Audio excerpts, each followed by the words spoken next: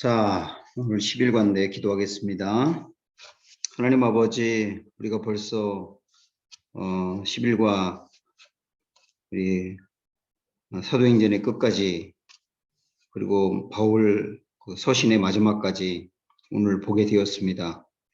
하나님께서 바울을 통하여서 주신 귀한 말씀들이 우리가 구원받는데 결정적인 내용들이고 그것을 우리가 알고 듣고 믿음으로 말미암아 새 생명으로 탄생하는 역사가 일어나고 있음을 감사드립니다.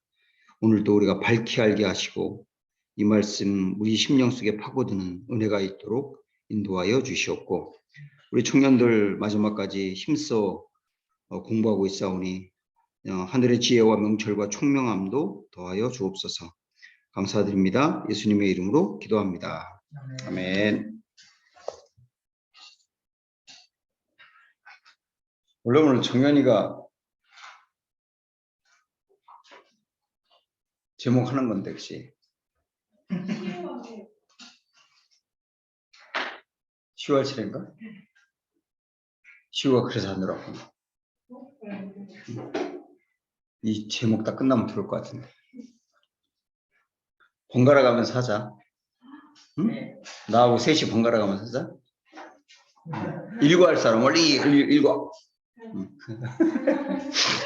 구약의 단숨에 확 깬 다음 신약에 붙여라. 갈릴리에서 첫 유월절 예루살렘에서 프롬뉴스 중국을 드시다. 8개월 후 갈릴리로 이동. 갈릴리도 들썩들썩.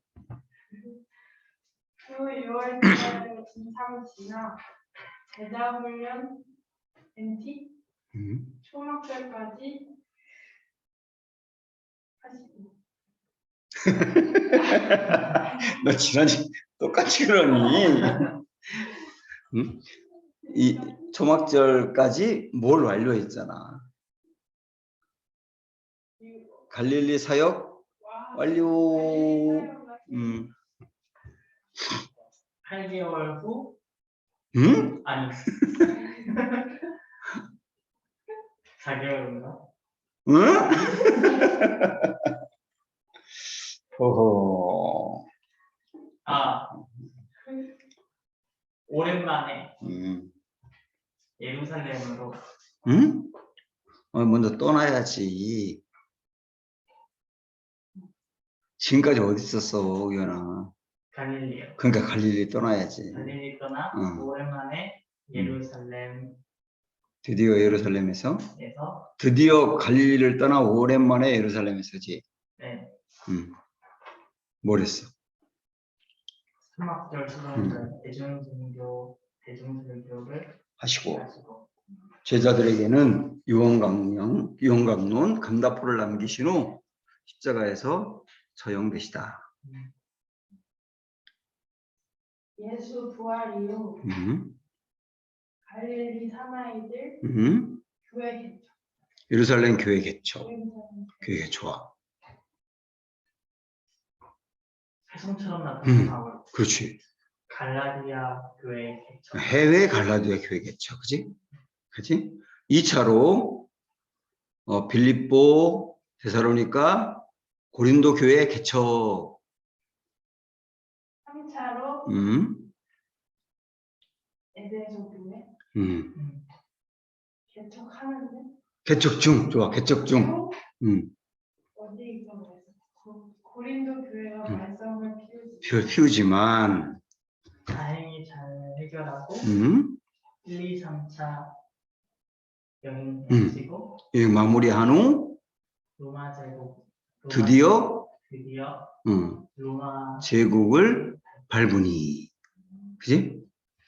잘했어요. 이 제목을 그대로 외워야 돼요. 제목을 외워야 이게 제목 안에 그 과의 스토리가 다 들어있기 때문에. 자, 우리 지난주 그 3차 정도에 봤는데 오늘 복습 한번 해볼까? 자, 찍으면 오늘 얘기하는 거야.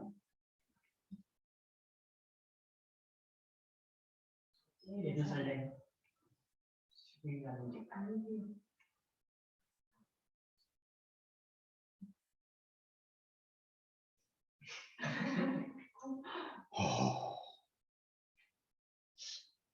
뭐 더 해야 되겠는데. 지금 뭐였지?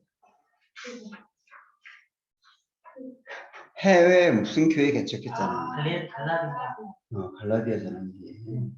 여기는 고린도. 그렇지. 데살로니가. 이게 빌립보, 데살로니가. 성경을 생각하면 돼.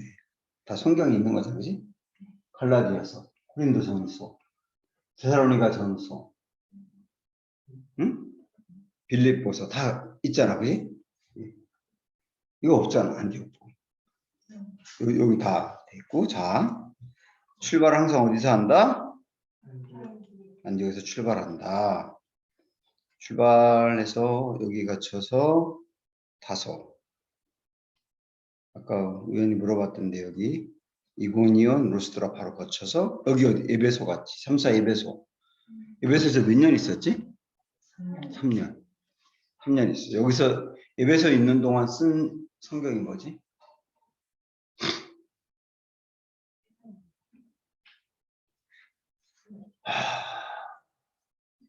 그런데 큰일 났는데. 고린도. 응? 뭐? 고린도. 그 고린도. 고린도 무슨 서? 전서. 전서. 응? 여기 에베소 교회에 있는 동안 고린도 교회에 문제가 있다는 얘기를 듣잖아. 응? 그래서 그거에 대해서 질문도 했고, 그거를 하나하나 이제 이렇게 설명하고, 그다음에 문제가 있는 거에 대해서는 꾸중도 하면서 바로 잡아줘. 그래서 보낸 게 고린도전서, 그렇지? 이건 한번 그다음에 에베소 떠나서 간 걸 얘기하는 건데, 미둘레네 아소 거쳐 드로아 거쳐서 이제 빌립보, 데살로니가, 베레아, 고린도 이렇게 가서 3개월 동안 있었던 거. 되돌아가는데 이렇게 경로만 보는 거야. 경로만 미둘레네에서 밀레도 이렇게 와서 끝나는 거거든요. 자, 다시 한번 여기에부터 잠깐 복습하면 3차 전도 여행을 출발하기 전에 상황은 브리스길라하고 아굴라가 에베소 교회에 그대로 있어. 지금 브리스길라 아굴라가 여기 에베소에 있는 거예요. 에베소에. 여기 갈라디아서에 있다고 생각하면 안 되고 여기 에베소에 지금 남아 있는 거고, 아볼로가 알렉산드리아 출신인데 여기 에베소에 왔다가 고린도로 목회를 하러 갔지. 요 상황에서 2차를 출발했는데 다소 거쳐서 이고니온, 그 다음에 갈라디아 거쳐서 에베소를 가가지고 아까도 얘기한 것처럼 에베소에서 3년 동안 있으면서 고린도 전서를 이제 쓰게 되는, 아볼로가 여기 고린도에서 돌아와가지고 고린도 교회에 심각한 것을 알기도 하고 질문서가 있어서 여기서 고린도 전서를 썼어요. 그리고 나서 고린도 전서를 보냈는데 이 교인들이 해결이 안 된 거야. 그래가지고 바울이 직접 갔지. 직접. 두 번째 간 거예요. 첫 번째는 이제 2차 전도여행 때 간 거고, 두 번째로 간 건데 직접 갔는데 해결이 안 됐지. 그래서 돌아오면서 내가 다시 간다고 얘기했는데 다시 가는 것보다는 편지를 쓰는 게 낫겠다. 그래가지고 가지 않고 편지를 눈물로 썼는데 그 편지를 뭐라고 한다고? 눈물로 쓴 편지. 응? 눈물로 쓴 편지라고 했지? 그래서 이거 자꾸 왜 이렇게 되냐? 눈물로 쓴 편지를 이제 보내고 그거를 기도가 갖고 왔는데 어떻게 했을까? 교인들이 그 편지를 읽고 좀 나아졌을까? 이제 그렇게 이제 굉장히 궁금해하다가 마치 에베소에 폭동이 일어나가지고 에베소를 떠나서 요 위에 여기 빌립보 있는 요 지역 여기를 마게도냐라고 하죠, 그렇지? 마게도냐. 요 지역에서 디도를 만나게 되지. 편지를 갖고 왔던 디도가 만나가지고 거기서 해결됐다고. 고린도 교인들이 해결됐다고. 그래가지고 너무 기뻐가지고 그때 쓴 게 고린도 후서예요. 여기서 쓴 거죠, 여기서. 좀 이따 나오지만 다시 한번 얘기하는 거예요, 여기서 쓴 거. 그리고 나서 이제 고린도로 이렇게 내려가가지고 여기서 3개월 동안 겨울을 나면서 쓴 게 고린도 후서. 고린도 조그맣게 썼잖아. 여기서 썼잖아.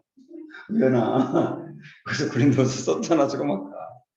여기서 고린도에서 겨울을 나면서 오늘 배울 거예요, 그거. 써서 보낸 게 로마서잖아. 로마서, 그치? 그거 쓰고 겨울 지난 다음에 돌아서 들어오는 과정. 오늘 배울 거예요. 자, 오늘은 여기에 3차에 고린도 후서 쓰는 거. 어? 고린도 전서는 지난주에 배웠지, 우리. 고린도 후서, 그 다음에 로마서 이렇게 쓰잖아요. 그리고 나서 로마로 가가지고 감옥에 갇혀가지고 4권의 옥중서신을 써요. 옥중서신이라고 하는 말은 감옥 안에서 썼다 그 얘기예요. 골레오세서, 빌레몬서, 에베소서, 빌립보서. 이거 4권이 옥중서신. 그리고 나서 4차 전도 여행을 하면서 목회하고 있는 디모데와 디도에게 편지를 보냈는데 디모데에게 보낸 편지가 디모데전서, 디도에게 보낸 게 디도서. 그리고 또다시 2차로 감옥에 투옥되죠. 투옥돼가지고 이때 디모데 후서를 쓰게 되지. 그리고서 순교를 당하는 거예요. 여기까지 오늘 배우는 거예요. 그러니까 오늘 배우는 건 노란 거로 되어 있는 거 다 배워요. 분량이 많지 오늘. 자, 이거 알고 오늘 우리가 배울 내용은 바로 그런 거. 첫 번째 3년간 목회한 에베소를 떠나서 마게도냐에서 고린도 후서를 집필한 거. 두 번째, 그 후 아가야가 이제 헬라, 그리스, 고린도 다 마찬가지죠. 여기서 로마서를 기록한 거. 세 번째는 1, 2, 3차 선교 여행을 마무리한 후 예루살렘으로 간 이야기. 예루살렘으로 왜 갔다 그랬지? 헌금을 전달해 주기 위해서. 그지? 네. 거기 갔다가 체포되어서 2년 동안 감옥에 갇혀 있다가 로마까지 간 스토리. 그 다음에 로마에 가서 거기서 이제 옥중서신과 목회서신을 남긴 거까지 오늘 상당히 많은 분량을 공부하게 됩니다. 자, 다 같이 함께 읽어봅시다. 우리 한번 볼까? 의미부터 볼까? 우리는 지난주에 바울이 3차 선교 여행의 핵심 사역지인 에베소를 떠나 마게도냐 헬라에 도착해서 3개월 과동한 후 예루살렘행이라는 큰 그림을 그려놓는 데까지 전개했습니다. 사도행전 기록을 보면서 그렇게 스케치해 놓은 것입니다. 사도행전은 이렇게 일어난 일을 중심으로 간단하게 코스 정도로 기록한 데 비해서 바울은 이때의 상황을 매우 소상하게 고린도서에 기록해 놓았다고 해서 기억나는데요. 바울이 에베소를 떠나 마게도냐에 갔을 때 기록한 편지 말이에요. 우리는 신약을 공부하는데 난제가 2가지 있다고 했습니다. 사복음서하나로 성악하기 그리고 사도행전의 서신서 연결해서 쓸줄 얘기했습니다. 그렇습니다. 사도행전 기록으로만 보면 간단하게 사실 진술을 하는데 편지를 보니까 그게 아니에요. 숨겨져 있던 이때 상황이 다 쏙쏙 드러나는 거예요. 에베소에서 목회하는 동안 고린도전서 편지를 보냈는데 이후 자기를 붙다라고 해서 소동이 일어난 이야기, 그래서 그 고린도 교회에 다녀왔던 이야기, 인물로 쓴 편지들고 디도가 고린도에 간 이야기, 이런 이야기들이었습니다. 고린도 교회랑 바울 사이, 즉 자기네끼리 일어난 일이라서 우리는 모르는데 바울이 고린도 후서에서 그 얘기를 바닥에 깔고 하니까 우리는 이해하기가 힘든 거예요. 탐정처럼 돋보기 들고 구석구석 분석해봐야 비로소 고린도후서 편지를 읽을 수 있는 겁니다. 자, 오늘은 확인합니다. 그게 정말 사실인지. 고린도후서를 써보실까요? 자, 이제 고린도후서를 보겠는데 지난주에 얘기했지만 바울이 이제 그 사도행전에서 활동한 거를 사도행전에 기록했는데 사도행전에서 다 나와 있지 않은 거를 고린도후서를 통해서 알 수 있다. 그지? 그걸 오늘 또 추가로 배우는 건데, 자, 1번에 3년간 목회한 에베소를 막 떠나 마게도냐에서 기록한 고린도후서라고 되어 있어요. 먼저 사도행전 20장 한번 펴보세요. 사도행전 20장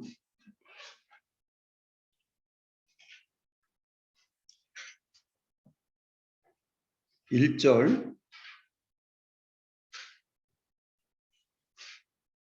1절 보면 소요가 그침에 바울은 제자들을 불러 고난 후에 작별하고 떠나 에베소를 떠나 어디로 갔다 그랬어요? 마게도냐. 여러분 마게도냐에 뭐라고 써놨지? 응? 고린도후서 지필이라고 써있지. 그 다음에 2절에 그 지방으로 다녀가며 여러 말로 제자들에게 권하고 그 다음 어디로 갔어요? 헬라에 갔다 그랬어요. 헬라가 고린도라 그랬죠. 여기서 헬라에 가고 거기 석 달 동안 있다가 석 달 동안 있는 동안 뭘 썼다고? 로마서. 있다가 배 타고 수리아로 가고자 할 때에 이 예루살렘으로 가려고 했다 그 얘기죠. 다 써있죠 거기? 네. 그때에 유대인들이 자기를 해하려고 함으로 이렇게 나와요. 이 부분이 앞으로 이제 바울이 가게 될 경로인데 여기 사도행전에서는 1, 2, 3절에 이렇게 간단하게 기록을 하고 있는데 이 기간이 꽤 길었던 거예요. 그러니까 이때 무슨 일이 있었는지를 고린도 후서를 통해서 알 수가 있다. 그 얘기를 하고 있는 거예요. 그죠? 이때 무슨 일이 있었는지를 여기는 간단하게만 기록하고 있지만 자 1번 보면 먼저 여러분 책에다가 마게도냐에서 기록한 고린도후서라고 큰 제목 밑에 괄호가 되어 있죠. 거기에 고린도후서를 고린도후서 기록이라고 쓰세요. 고린도후서 기록 AD 56년 AD 56년경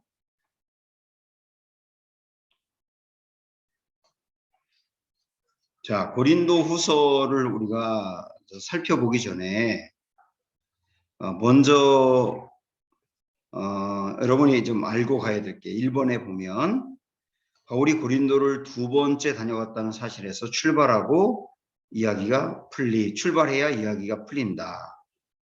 2번 다녀왔다. 우리 몇 번 얘기했으니까 이해가 되지. 네. 2번 다녀왔다. 그 다음에 2번 여기 이제 조그만 양가로 1번 보면 왜 2번째 고린도를 갔나 그랬어요. 왜 2번째 갔죠? 아까 얘기했죠? 발상. 고린도 교회가 문제가 있어서 고린도 전서를 보냈는데 해결이 안 돼가지고 그래서 이 문제를 해결하기 위해서 간 거죠. 근데 사실 조금 더 구체적으로 얘기하면 고린도 교회에 그 소송이 있었다고 얘기했던 거 기억나지? 소송이 있었는데 그 소송을 한 사람들이 누구라고 볼 수 있냐면 교회 안에서 아주 음란한 일을 하는 사람들이 소송도 막 하고 그런 거예요. 그리고 이 사람들이 교회도 막 분열시키는 사람들이야. 그러니까 아주 문제를 일으키는 3종 세트야. 음란에 소송을 벌여 교회를 분열시켜. 그런 일들이 있기 때문에 요 사람들을 좀 잡아줘야 되겠다. 그리고 교회가 흔들리고 있으니까 교회를 잡아줘야 되겠다. 이런 목적으로 간 거죠. 그 다음에 이 고린도 교회에 또 어떤 문제가 또 있었느냐면 바울을 거짓 사도라고 얘기했어요. 사도가 아니야. 가짜야. 가짜 사도예요. 이렇게 이야기를 했기 때문에 이 문제도 잡아줘야 돼요. 이 두 가지 큰 목적을 갖고 바울이 고린도로 간 겁니다. 두 번째, 말씀을 우리가 좀 간단하게 보면 여러분 이제 고린도 후서로 가보세요. 집중적으로 고린도 후서 볼 거예요. 고린도 후서 지난주에도 얘기했지만 1장부터 순서대로 쭉 나와 있는 게 아니라 여기저기 막 나와 있어서 바울이 상당히 체계적이지 않게 쓴 거예요. 고린도 후서는. 그래서 우리가 여기저기 왔다 갔다 하면서 찾아봐야 되는데, 자, 11장으로 한번 가봐봐. 11장 4절 보면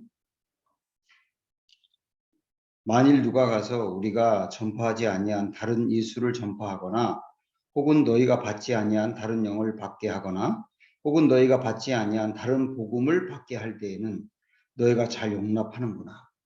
이게 무슨 말이냐면 이 교회 안에 아까 그 막 소송하고 음란한 짓을 벌이고 그다음에 교회를 막 파벌을 만들어 버리고 했던 사람들이 이 사람들이 또 바울이 사도가 아니다.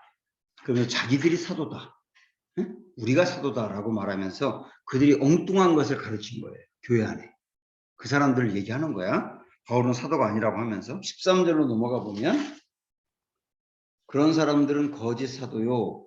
속이는 일꾼이니 자기를 그리스도의 사도로 가장하는 자들이냐. 그러니까 그 사람들이 가짜인데 사도라고 하니까 바울이 뭐라고 말하냐면 그들이 거짓이다. 그들이 사도가 아니다. 이렇게 바울이 얘기하는 장면이죠. 22절로 가서 보면 그들이 히브리인이냐 나도 그러하며 그들이 이스라엘인이냐 나도 그러하며 그들이 아브라함의 후손이냐 나도 그러하며 그들이 그리스도의 일꾼이냐 정신없는 말을 하거니와 나는 더욱 그러하도다. 그러니까 여기서 말하는 그들이 누구예요? 바울을 사도가 아니라고 말하면서 자기들이 사도라고 말하는 사람들. 그 사람들이 가짜라고 말하면서 바울이 자기가 사도라고 이야기하는 거잖아요. 그죠? 이런 사람들이 고린도 교회 안에 있었다. 이 문제를 해결하기 위해서 두 번째 갔던 거다.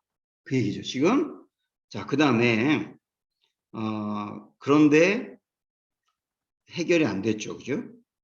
잘 해결이 안 됐어요. 그죠?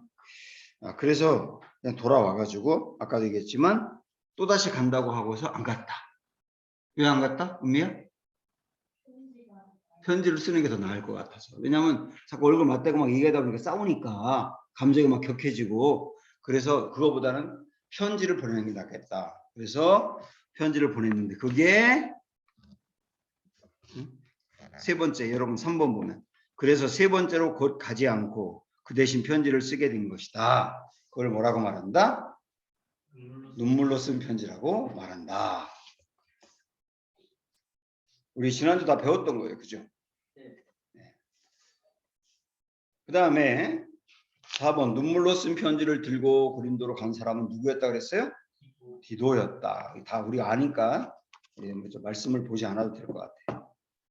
5번 편지의 결과를 갖고 오는 디도를 만날 때까지 초조한 바울 그랬는데 이거는 한번 PPT 이거까지 좀 본 다음에 우리가 한번 정리를 해보자고요.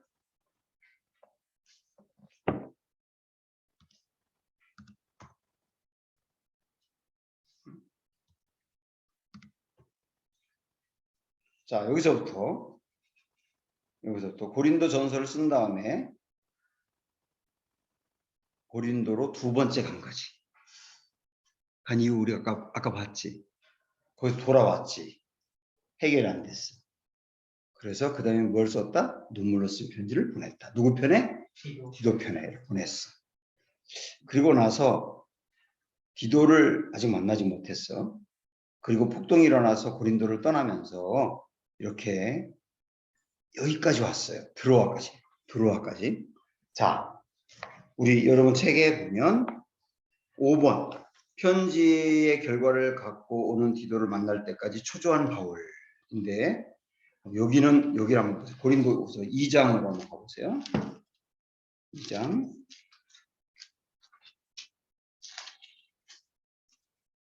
12절 13절 내가 그리스도의 복음을 위하여 드로아의 이름에 주 안에서 문이 내게 열렸을 때 내가 내 형제 디도를 만나지 못하므로 내 심령이 편하지 못하여 그들을 작별하고 마게도냐로 갔노라. 무슨 말이냐면 여기 드로아, 트로이의 목마가 있는 드로아까지 딱 갔는데 전도의 문이 열렸대. 그 말은 막 사람들이 바울에게 말씀을 전해달라 그러고 그 관심을 보이는 거야. 복음에 대해서. 그래서 바울이 거기서 전도만 하면 많은 사람들을 건져낼 것 같아. 그런데 안 했대.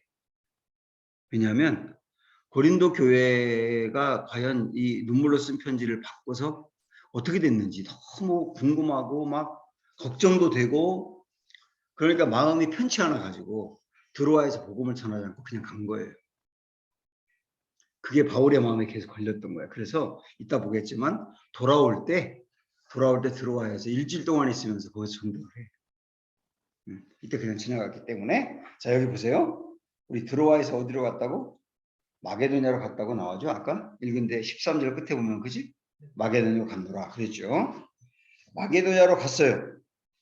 여기에서 6번 보면 드디어 마게도냐에서 만난 디도가 결과를 보고와. 디도가 여기서 온 거야. 디도가 이렇게. 여기서 만났어. 자, 고린도후서 7장으로 가보세요. 만나서 어떻게 됐는가? 뭐라고 하는가? 디도가 5절부터 9절까지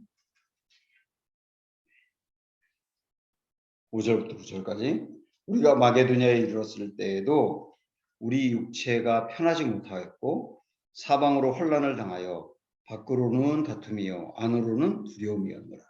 계속 디도를 만나기 전까지 그랬다는 거죠. 바울이. 그러나 낙심한 자들을 위로하시는 하나님이 디도가 옴으로 우리를 위로하였으니 디도가 오고 난 다음에 위로를 받았대. 그가 온 것뿐 아니라 오직 그가 너희에게서 받은 그 위로로 위로하고 너희의 사모함과 애통함과 나를 위하여 열심히 있는 것을 우리에게 보고함으로 나를 더욱 기쁘게 하였느니라. 디도가 뭐라고 보고 있냐면 고린도 교인들이 선생님이 보낸 편지를 받고 애통해하고요. 회개하고 달라졌어요. 이 얘기를 바울에게 해주니까 바울이 어땠다고요? 위로받았대. 거기서. 크게 위로받았대.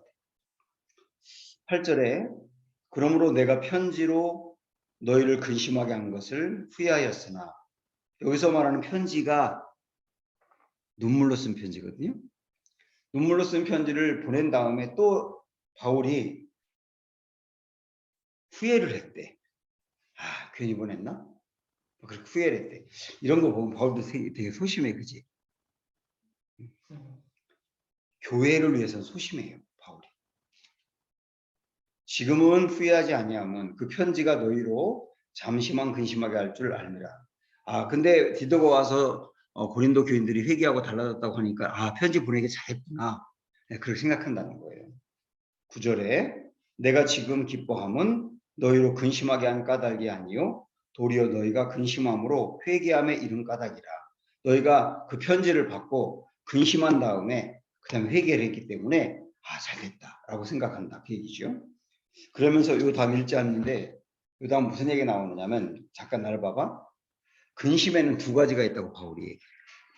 하나는 생명에 이르게 하는 근심. 또 하나는 사망에 이르게 하는 근심. 사망에 이르게 하는 근심은 세상 근심. 어떤 물질의 문제라든지 진로의 문제라든지 그런 것 때문에 너무 근심하게 되면 사망에 이른다 그랬어요. 이게 죽는다는 게 아니라 영혼이 피폐해지고 마음이 쪼그라들면서 건강이 나빠지고 그런다는 얘기죠. 그런데 생명에 이르게 하는 근심이 있대요. 그건 뭐냐면 이런 거죠. 말씀을 듣고 나서 너무 마음에 고통이 생기고 근심이 생겨. 그래서 회개를 해. 회개한 다음에 생명을 얻게 되는 거예요. 이런 근심은 좋다는 거예요. 이런 근심은 우리에게 필요하다. 여러분도 말씀 듣다 보면 찔리기도 하고 이렇게 하면 안 되는다는 마음이 들어서 근심이 생기기도 하고 그렇잖아요. 말씀을 듣고 근심이 생기는 거는 생명이 있는 거예요. 그 좋은 거다 이렇게 얘기를 하는데 그런 얘기를 쭉 바울이 하고 있어요. 어쨌든 여기를 보니까 디도를 만나고 난 다음에 바울이 위로받았다. 왜? 고린도 교인이 달라졌기 때문에. 그러니까 이걸 보면서 바울은 바울의 마음의 기쁨도 바울의 마음의 슬픔도 걱정도 위로도 다 교회 때문이라는 걸 알 수 있어요. 나는 목회자이기 때문에 이 말씀이 진짜 이해가 되더라고요. 교회에 뭐 또 좀 문제가 생기면 그냥 고통스럽고 교회에 조금 좋은 일이 생기면 난 너무 기쁘고 이게 내 마음 너무 이해가 되는 거예요. 이게 이제 바울의 목회자로서의 마음인데 그런 마음으로 읽을 수 있죠. 어쨌든 여기서 디도를 만나서 해결됐다라고 하는 얘기를 듣고 그 다음에 이때 쓴 게 바로 이거 고린도후서란 말이에요. 여기서 그러니까 여러분이 이거를 그냥 이렇게 외우려고 하지 말고 디도를 만나고 나서 해결됐다는 얘기를 듣고서 고린도후서를 썼구나 이런 걸 알 수 있어요. 자, 그럼 됐어. 그런데 여기서 여러분이 그럼 하나 이런 궁금한 질문이 좀 있으면 좋겠는데 그 뭐냐면 그러면 봐봐. 고린도 교회가 바울의 눈물로 쓴 편지를 읽고 회개하고 달라졌대. 그럼 됐잖아. 왜 굳이 고린도후서를 또 썼을까? 응? 안 써도 되잖아. 해결됐으니까. 근데 고린도후서를 썼단 말이에요. 여기서. 이 궁금한 게 있어야 되는 거예요. 왜 그러냐면 크게 두 가지 이유예요. 이거 여러분들 꼭 메모를 해두세요. 고린도후서를 왜 썼나 하는 거예요. 고린도후서를 왜 썼나? 첫째, 고린도 교회 안에 아까 얘기했던 문제 중에 바울을 사도가 아니라고 한다 그랬지. 그런 사람들이 있다 그랬지. 바울이 사도 아니야라고 하는. 그런데 이 부분이 깔끔하게 해결이 안 된 거예요. 여전히 바울이 사도가 아니라고 생각하는 사람도 여전히 있는 거예요. 여전히. 그래서 그 부분에 대해서 바울이 정확히 짚어줘야 돼. 우연아, 뭘 짚어줘야 될까? 나 사도 맞아? 라고 하는 걸 얘기해줘야죠. 그리고 바울이 사도가 아니라고 하고 자기들이 사도라고 말하는 사람들이 가짜라는 것을 얘기해줘야 돼요. 그래서 여러분이 고린도후서를 읽다 보면 사도 얘기가 많이 나옵니다. 그러니까 이런 배경을 가지고 읽어보면 이해가 될 거예요. 그리고 또 하나 요거와 연관해서 바울이 자기가 사도인 게 맞다고 자꾸 얘기하는 이유가 뭘까요? 바울이 사도라고 하는 것을 받아들이지 않으면 바울이 전한 복음을 받아들이지 않게 되고 그러면 진짜 문제가 생기는 거죠. 그래서 고린도 교인들의 신앙을 위해서 바울이 자기가 사도가 맞다는 걸 자꾸 밝히고 싶은 거예요. 자, 그래서 고린도후서를 썼다. 이게 첫 번째고 두 번째 고린도후서를 쓴 이유. 두 번째 이유가 뭐냐면 여러분 그거 알아요. 바울이 2차 전도 여행 때부터 사실은 생각을 했던 거고 3차 전도 여행을 떠나면서 중요한 목적이 하나 있어. 그 뭐라 그러지? 이게 나중에 예루살렘으로 돌아가는 이유이기도 해. 헌금을 모아가지고 이 헌금을 갖다 줘야 돼. 예루살렘에. 그래서 헌금 부분에 대해서 고린도 교인들에게 얘기해가지고 헌금을 좀 미리 모아라. 응? 헌금을 미리 모아라. 내가 갈 때 나에게 또 헌금을 꼭 줘라. 이런 얘기를 하려고 하는 거예요. 그 목적이 또 하나 있었던 거예요. 이 두 가지 목적으로 고린도후서를 쓰게 됐다. 그러니까 여러분이 이걸 딱 기억을 하는 거예요. 뭐냐면 고린도후서를 쓴 이유.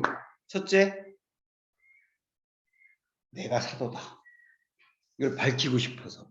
둘째, 헌금을 모으게 하기 위해서. 이 두 가지 목적으로 고린도후서를 쓰게 됐다. 꼭 알아두세요. 꼭 알아두세요. 그리고서 고린도후서를 읽을 때 읽어지는 거예요. 자, 2번. 이제야 바울의 고린도후서 1장 쓸 때의 분위기가 느껴진다 그랬어요. 이제 고린도후서 1장을 한번 봐야 되겠지?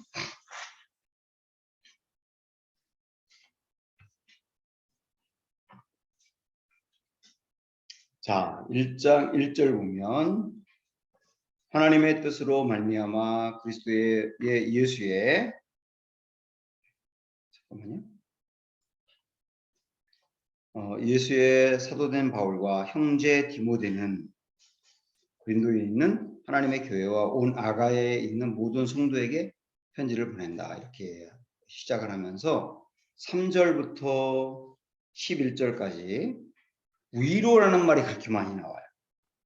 한번 보세요. 3절에 맨 끝에 위로의 하나님. 위로 있는데 한번 밑줄 좀 쳐봐봐. 4절 우리의 모든 혼란 중에서 우리를 위로하사. 또 밑에 능히 위로하게 하시는 이시로다. 5절에도 위로도 그리스도로 말미암아. 6절에도 너희가 위로와 밑에를 위로를 받는 것도 위로를 받게 하며 7절에도 위로에도 계속 나오죠. 이렇게 많은 얘기가 나와요. 이 위로가 무슨 이제 얘기인지 알겠지? 네. 고린도 교인이 문제가 해결되어서 디도한테 그 얘기 듣고 위로가 되었다. 그 얘기를 하고 있는 거거든요. 여기서. 그 다음에 12절부터 보면 우리가 세상에서 특별히 너희에 대하여 하나님의 거룩하심과 진실함으로 행하되 육체의 지혜로 하지 아니하고 하나님의 은혜로 행함은 우리 양심이 증언하는 바니 이것이 우리의 자랑이라. 오직 너희가 읽고 아는 것 외에 우리가 다른 것을 쓰지 아니하노니 우리가 완전히 알기를 내가 바라는 것은 너희가 우리를 부분적으로 알았으나 우리 주 예수의 날에는 너희가 우리의 자랑이 되고 우리가 너희의 자랑이 되는 것이니라. 이렇게 말했는데 이게 무슨 말이냐면 여기 14절에 있는 게 포인트인데요. 너희가 우리를 부분적으로 안다. 이렇게 얘기하고 있어요. 그러니까 여기서 우리라고 표현했지만 바울이거든요. 사실은. 그러니까 바울이 하는 말이 뭐냐면 고린도 교인들 당신들이 나에 대해서 제대로 알지 못하고 부분적으로 아는 것 같아요. 이런 말이에요. 제대로 알지 못한다는 말은 내가 사도라는 것을 아직까지 확신을 못하는 것 같아요. 그런 얘기. 그걸 메모해 두세요. 부분적으로 안다는 말은 바울이 사도라는 것을 확신하지 못한다. 그런 얘기거든요. 그래서 내가 글을 써야 되겠다라고 고린도후서를 시작한단 말이에요.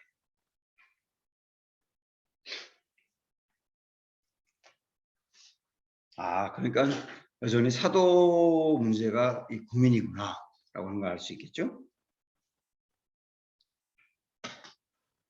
3번 바울은 자신이 진짜 사도임을 변증하고 싶어하는 강한 의지가 있음 그랬어요. 그래서 진짜 사도라고 하는 것을 밝히고 싶어 지금. 그래서 그걸 고린도후서에 쓰고 있는데 10장부터 12장까지 집중적으로 사도라고 하는 걸 밝힌다고 하는 걸 알면 돼요. 그러니까 여러분 앞으로 고린도후서 읽을 때 10장부터 12장까지는 내가 사도라는 걸 밝히는구나 하고 알고 있으면 돼.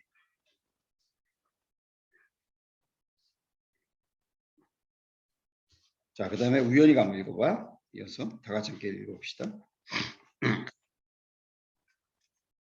이제 우리는 고린도 교회 상황을 대충 분석하고 있습니다. 바울은 아볼로를 몰아낸 세력들이 자기도 몰아내려고 하는 특정 세력이라는 것을 알았습니다. 만약 이때 방관한다면 자기가 전한 복음까지 무너져버릴지도 모른다는 위험이 있다고 판단합니다. 바울은 거짓 사도들이 손잡고 있는 사람들의 다름 아닌 소속 문제와 관련되어 있고 또 어쩌면 극단의 범행을 하는 고린도적인 사람, 음란한 사람이었기 때문에 아예 뿌리를 뽑아야겠다고 생각한 것입니다. 그럼 뿌리를 뽑는다는 것은 어떻게 하는 걸까요?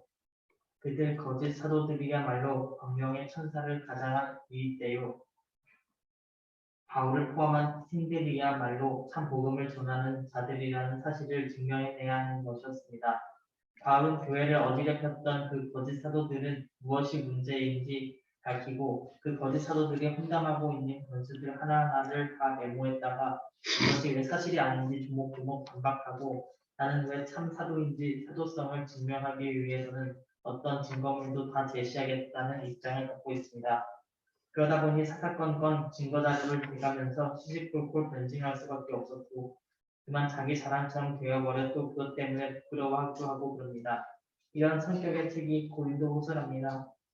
바울이 자기의 사도성을 어떻게 증명해 나가나 볼까요?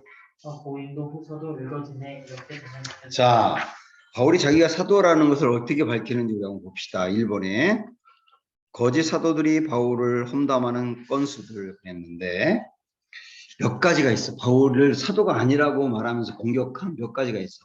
나중에 읽어보면 진짜 치졸해. 치졸해. 첫 번째 뭐라 그랬냐면 야, 바울은 자기가 사도라고 하는 것을 누가 추천해준 추천서가 없잖아. 우리가 사도라고 하는 것을 추천해준 추천서가 있어. 그러면 추천서를 갖고 온 것 같아요. 그 누가 써줬는지 모르겠어. 권위 있는 누가 써준 것 같아. 근데 바울은 추천서가 없어. 사도라고 하는 뭔가 없다고요. 딱지가. 그러니까 사도가 아니야 이렇게 말했거든. 그거에 대해서 바울은 뭐라고 답변을 했냐면 3장 보세요. 아까 뭐 저기 10장부터 12장까지 집중도로 있다 그랬는데 앞에도 일부 나와요. 그런 거에 대해서 3장 1절부터 3절까지 보면 우리가 다시 자천하기를 시작하겠느냐. 내가 스스로 내 스스로를 추천해 할까? 뭐 이런 얘기죠. 우리가 어찌 다른 사람처럼 추천서를 너희에게 붙이거나 혹은 너희에게 받거나 할 필요가 있느냐. 그 사람들이 추천서를 갖고 얘기했다 그랬잖아요. 바울이 이렇게 말하는 거야. 그래서 너희는 잘 보세요. 너희는 우리의 편지라. 우리 마음에 썼고 뭐 사람이 알고 읽는 바라. 너희는 우리로 말미암아 나타난 그리스도의 편지니 이는 먹으로 쓴 것이 아니요 오직 살아계신 하나님의 영으로 쓴 것이며 이렇게 돼 있어요. 무슨 말이냐면 잠깐 날 봐봐. 바울이 이러는 거야. 내가 사도라고 하는 추천서 보여달라고요? 나 그런 거 없어요. 추천서. 그런데 고린도 교회 당신들이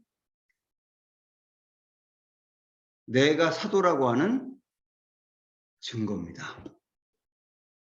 이런 얘기예요. 사실은. 이런 얘기지.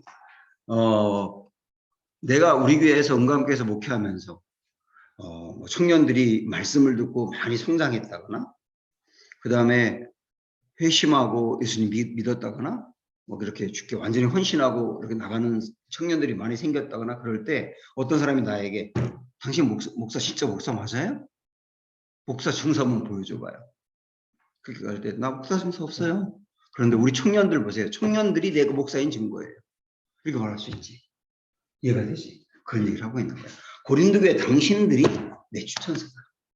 당신들이 내 편지다. 내가 사도라고 하는 편지, 그 편지가 당신들이다. 그 편지를 추천서라고 이해하면 더 좋을 것 같아. 응? 그렇게 바울이 말하는 거예요. 참 의미 있죠, 그죠? 자, 두 번째. 바울을 또 뭐라고 사도가 아니라고 공격하면서 뭐라고 했냐면, 바울이 이랬다 저랬다 한다. 응? 바울이 이랬다 저랬다 한다라고 이 사람들이 또 얘기를 했어요. 응? 여러분 그 밑에 나온 걸 내가 먼저 한 거야. 응? 네. 그 밑에 거를 순서로 볼 때 이렇게 말하는 게 나을 것 같아가지고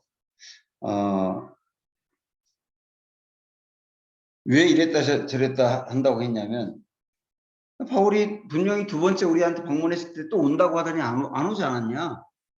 편지만 보내지 않았냐. 뭐 이렇게 이야기를 한 거죠. 그러니까 이랬다 저랬다 한다고 말했는데 우리 알지. 왜 안 가고 편지 보냈는지. 그지? 1장 15절부터 17절까지 메모 한번 해놔봐. 1장 15절부터 17절 한번 찾아볼까요? 내가 이 확신을 가지고 너희로 두 번 은혜를 얻게 하기 위하여 먼저 너희에게 이르렀다가 너희를 지나 마게도냐로 갔다가 다시 마게도냐에서 너희에게 가서 너희의 도움으로 유대로 가기를 계획하였으니 이렇게 계획할 때에 어찌 경솔히 하였으리요 혹 계획하기를 육체를 따라 계획하여 예 하면서 아니라 하는 일이 내게 있겠느냐. 내가 여러분에게 또 간다고 할 때 그냥 즉흥적으로 간다고 한 건 아니었다. 응? 그냥 막 이렇게 하진 않았다. 이런 얘기를 하는 거죠. 이런 배경을 알지 못하고 이 말씀을 읽으면 도대체 이게 무슨 뜻인지 알 수가 없지. 23절로 가서 보면 내가 내 목숨을 걸고 하나님을 불러 증언하게 하시게 하노니 내가 다시 고린도에 가지 아니한 것은 너희를 아끼려 함이라. 내가 또 가면 또 싸울 것 같고 당신들 뭐 공격할 것 같아서 당신들 때문에 안 간 거다 내가. 그렇게 얘기를 하는 거예요. 그래서 편지를 쓰게 됐다. 이런 얘기지. 자, 이어서 세 번째, 바울을 사도가 아니라고 한 이유는 돈을 받지 않고 사역한다. 바울이 고린도에 있을 때 사례를 받지 않고 직접 바울이 직업이 뭐라 그랬지? 또 하나의 직업? 텐트 만드는 사람. 텐트 만드는 일을 하면서 아볼로와 브리스길라와 같이 돈을 벌면서 자비량으로 사역을 했는데 그걸 갖고 바울은 고린도 교인들을 생각해서 그렇게 한 건데 바울을 사도가 아니라고 하는 사람들은 뭐라 그랬냐면 자기가 사도가 아니니까 돈을 안 받았지. 이렇게 말한 거야. 응? 그거에 대해서 11장 9절로 가보세요. 11장 9절.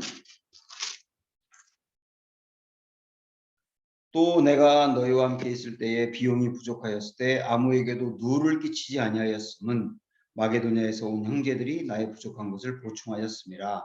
내가 모든 일에 너희에게 폐를 끼치지 않기 위하여 스스로 조심하고 또 조심했다. 왜 그 사례를 받지 않고 일했다고요? 폐를 끼치지 않으려고. 너희 생각해서 그런 거야 내가. 그 얘기를 하는 거죠. 그 다음에 네 번째, 심지어는 바울 돈 떼먹는 사람이다라고 공격도 했대요. 바울 막 헌금 막 빼돌리고 돈 막 빼돌리면서 그런 사람, 나쁜 놈이야. 그런 사람이 어찌 사도겠어. 이렇게 말한 사람들이 있었던 거죠. 그거에 대해서 12장 16절 17절 12장 16절 17절 하여간 어떤 이의 말이 내가 너희에게 짐을 지우지는 아니하였을지라도 교활한 자가 되어 너희를 속임수로 취하였다 하니 돈을 떼먹었다 그런 얘기를 표현하고 있는 거예요. 내가 너희에게 보낸 자 중에 누구로 너희의 이득을 취하자냐. 자, 그러면 내가 이득을 취해서 너희에게 피해 준 거 있으면 한번 얘기해봐. 이렇게 말하는 거예요. 바울도 승질이 난 거죠. 얘기해봐. 이렇게 말하는 거예요. 마지막 하나 더 뭐라고까지 얘기했냐면 말이 대대하다 그랬어요. 대대하다는 말은 말 정말 잘 못한다.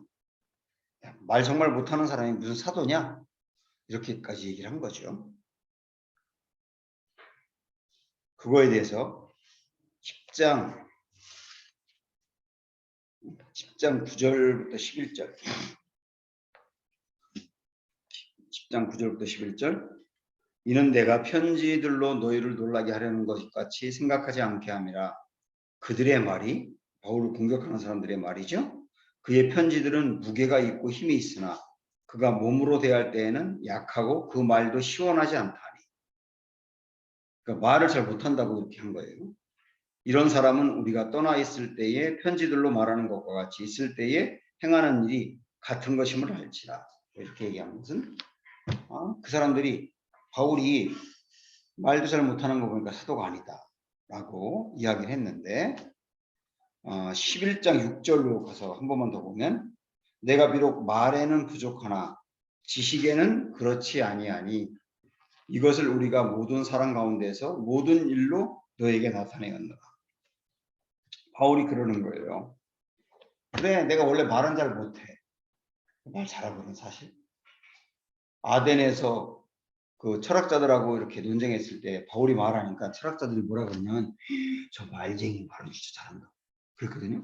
바울이 말을 잘해요. 그런데 바울이 그러는 거예요. 그래, 나 잘 말 못해. 그러나 내가 지식이 없는 건 아니야. 이러면서 이제 바울이 이야기하는 장면이 나오죠. 이런 말을 막 해가면서 험담하면서 바울을 공격을 한 거예요. 그래서 바울이 이것 때문에 많이 이제 힘들었던 거고 그거를 밝히고 있는 거죠. 내가 사도라고. 2번 바울이 이에 대해 반박하는 나는 진짜다 에고 그러다 보니 자랑으로 흘러가네요. 어쩌죠? 이렇게 나와 있는데 바울이 자기가 사도라고 하는 것을 밝히기 위해서 그 사람들이 바울을 공격한 사람들이 그런 것 같아. 우리는 복음을 전하면서 고생도 많이 하고 정말 그랬는데 바울은 무슨 고생을 했냐? 그러니까 고생을 안 했는데 무슨 사도냐? 그렇게 말하니까 바울이 그래 내가 고생 안 했다고? 내가 한번 고생한 거 얘기해 볼게 라고 하면서 얘기를 해요. 그게 11장 16절 11장 16절 내가 다시 말하노니 누구든지 나를 어리석은 자로 여기지 말라. 만일 그러하더라도 내가 조금 자랑할 수 있도록 어리석은 자로 받으라. 내가 좀 한번 자랑 한번 해보겠다. 내가 얼마나 고생했는지. 그러면서 쭉 얘기해요. 여러분 이거 읽어보면 어마어마한 고생을 했어 바울이. 죽을 고비를 수도 없이 넘기고요. 매도 많이 받고 40대 때리면 죽는다고 봤기 때문에 죽기 직전까지 때리도록 39대를 때리는 그 태용이 있었거든. 태용? 40대까지 때리면 안 되지. 사람 죽으니까. 근데 39대 맞는 그 벌을 여러 번 맞았어요. 정말 고생했어요. 바울. 그런 얘기를 다 하고 있어요. 자기 자랑하려고 하는 게 아니라 자기가 사도인 걸 밝히고 싶어서. 그러니까 우리가 그런 마음으로 한번 읽어보면 바울이 얼마나 애절하게 자기 자신을 변호하고 있는가. 왜냐하면 자기가 전한 복음을 지키기 위해서. 네. 바울의 마음 좀 여러분 읽을 수 있겠어요?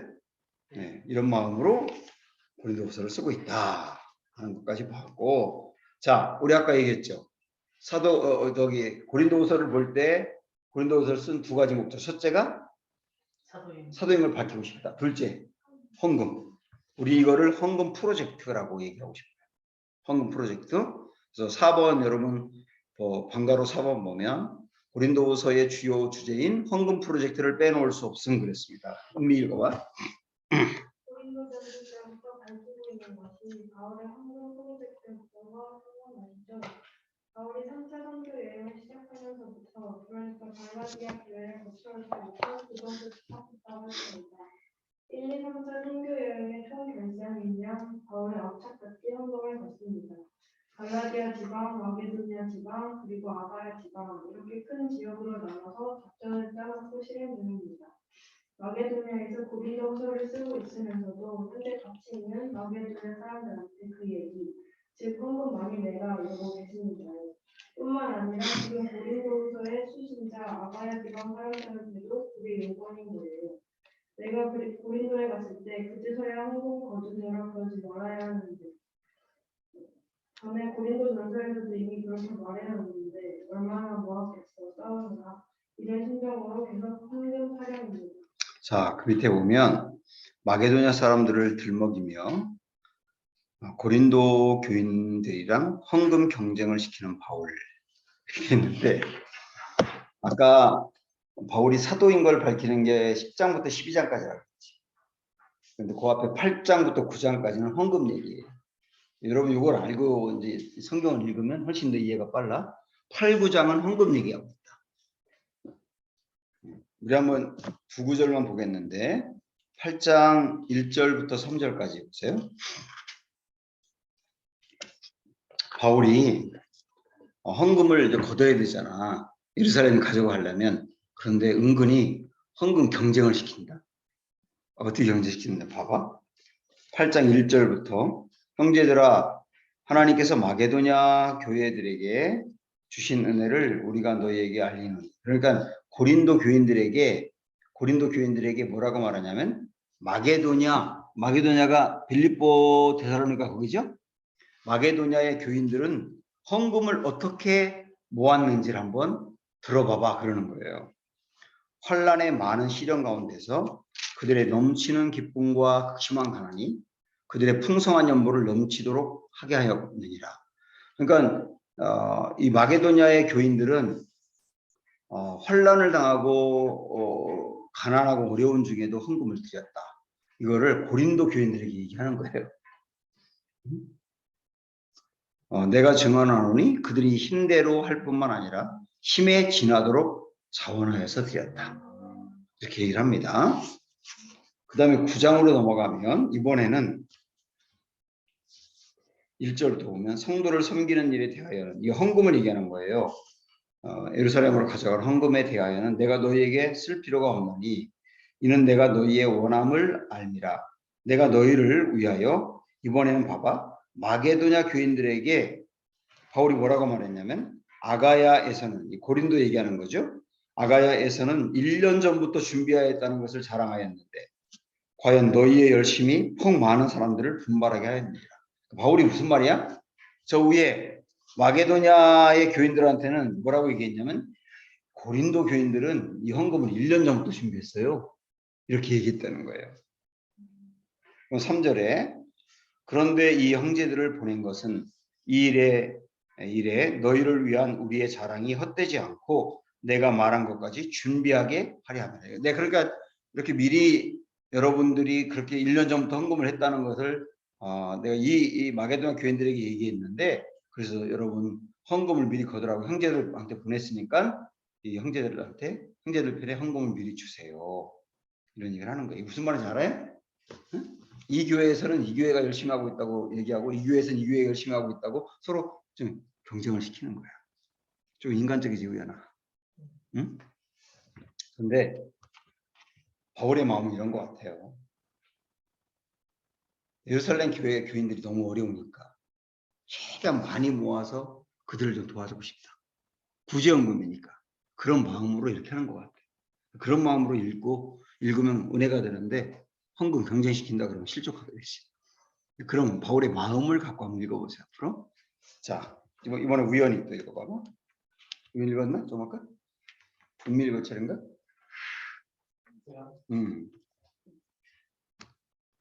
드디어 고린도 아니, 응. 우와 안 읽어서 그런 거야. 우리가 드디어 고린도후서 내용이 이해되었습니다. 에베소 폭풍 이후 마게도냐로 올라가서 고린도후서 편지를 쓴 바울은 거기서 좀 더 머물러 있습니다. 이번에도 디도에게 고린도후서 편지를 들려서 아가야 지방 고린도 교회에 보냅니다. 바울은 같이 가지 않습니다. 왜냐? 힘든 거는 시간 좀 벌려고. 재밌죠? 그동안 바울은 아마 일루리곤에 간 것 같습니다. 그러다가 드디어 그 문제의 고린도 교회로 내려간답니다. 마음이 두근두근했죠. 끈적끈적한 문제들을 두고 왈가왈부하다가 헤어진 후 만나는 거니까 얼마나 할 말이 많았겠어요. 그 할 말이 뭐겠어요. 결국 맨 고린도후서에 써 있는 그런 얘기들이었겠죠. 뭐 이렇게 고린도후서를 오랫동안 정리해야 드디어 고린도에 도착하는 겁니다. 그런데 지난주에 공부했지만 사도행전에서는 벌써 마게도냐를 거쳐 헬라에 왔다고 짧게 말하죠. 우리는 사도행전을 공부하다가 고린도후서 속으로 들어갔었는데 이제 드디어 다시 빠져나왔네요. 사도행전으로 다시 가서 또 봅시다. 자, 사도행전 20장 아까 우리 봤던데 또 한 번 봐야 돼. 20장 1절.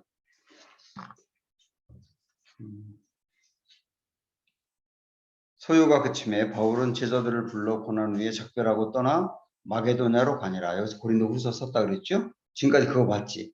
그 다음에 그 지방으로 다녀가며 여러 말로 제자들에게 권하고 헬라에 이르러. 여기 PPT 보세요. 자, 여기 고린도후서 쓴 다음에 이렇게 고린도까지 내려온 거야 이제. 응? 여기까지 왔어. 헬라에 와서 로마서를 썼다 그랬죠 이제. 그 얘기를 이제 보는 거예요. 자, 큰 2번 로마서에 대해서 보겠는데 여러분 거기 괄호에다가 로마서 기록이라고 하고 AD 56년에서 57년경이라고 쓰세요.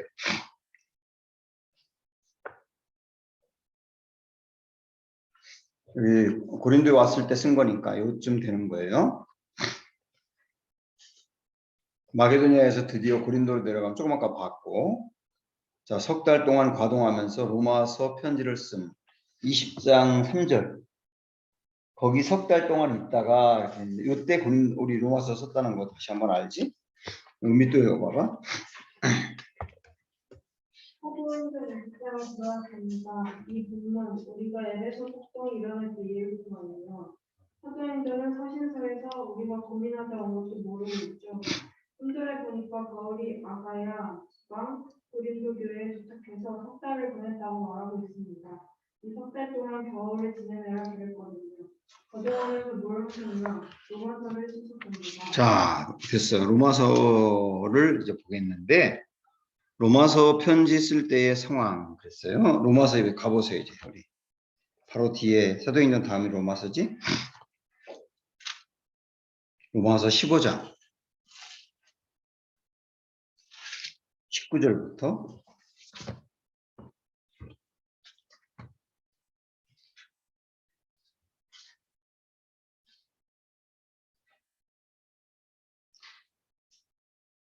우리 22절부터 봐도 되겠다. 22절부터. 그러므로 또한 내가 너희에게 가려 하던 것이 여러 번 막혔더니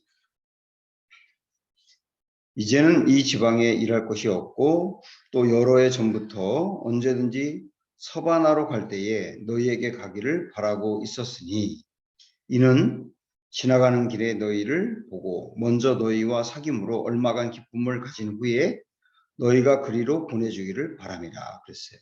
자, 여기 이제 이 말씀 보면 로마서를 쓸 때의 상황을 알 수 있는데, 자, 이렇게 볼 수 있어요. 일단 1, 2, 3차 선교 여행은 마무리했어.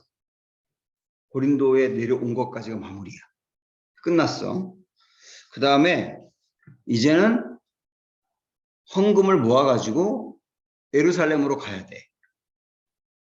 그런데 그 사이에 그러니까 그 다음에 예루살렘으로 갔다가 헌금 전해주고 바울은 계획이 뭐냐면 로마로 갔다가 로마의 교인들하고 교제를 하다가 로마 교회가 바울을 서바나로 파송해 주기로 원했던 거예요. 서바나는 어디지? 스페인까지. 그 바울의 최종 목적지는 스페인이에요. 스페인.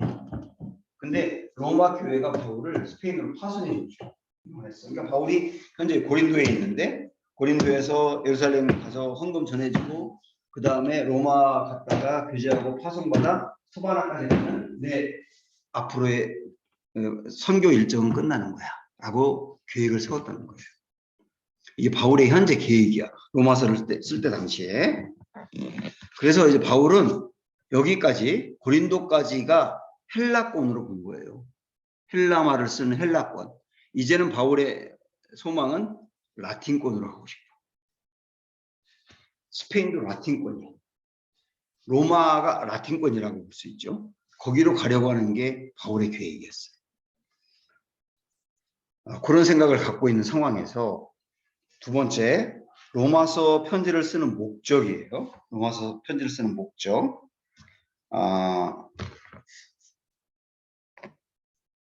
아까 얘기한 것처럼 그런 목적. 로마로 갔다가 로마에서 서바나로 파송해 주기를 원하는 것. 그런데 그거와 함께 바울은 로마 교인들에게도 복음을 전하고 싶은 거예요. 그래서 로마 교인들이 상당히 이제 똑똑하기도 하고 세계의 중심이 로마에 있었기 때문에 그러니까 정말 그 구원받는 복음에 대해서 그리고 성도의 삶에 대해서 논문 하나를 기가 막히게 써서 보낸 거예요. 그 로마서거든. 로마서는 일종의 논문. 그거를 로마에 보낸 거다. 그게 로마서를 쓴 목적이며 로마서의 큰 내용이다. 그렇게 볼 수 있어요. 자, 로마서의 내용을 이제 이어서 보면 아까 얘기한 것처럼 논문과 같은 책이라고 했는데 간단하게 이제 정리를 한번 해보면 여러분 이제 1장부터 아주 간단하게 나오고 함께 가봅시다. 요즘 수요 예배 시간에도 로마서를 내가 강의하고 있는데 로마서는 한번 제대로 공부할 필요가 있어요. 정말로 중요한 책이니까.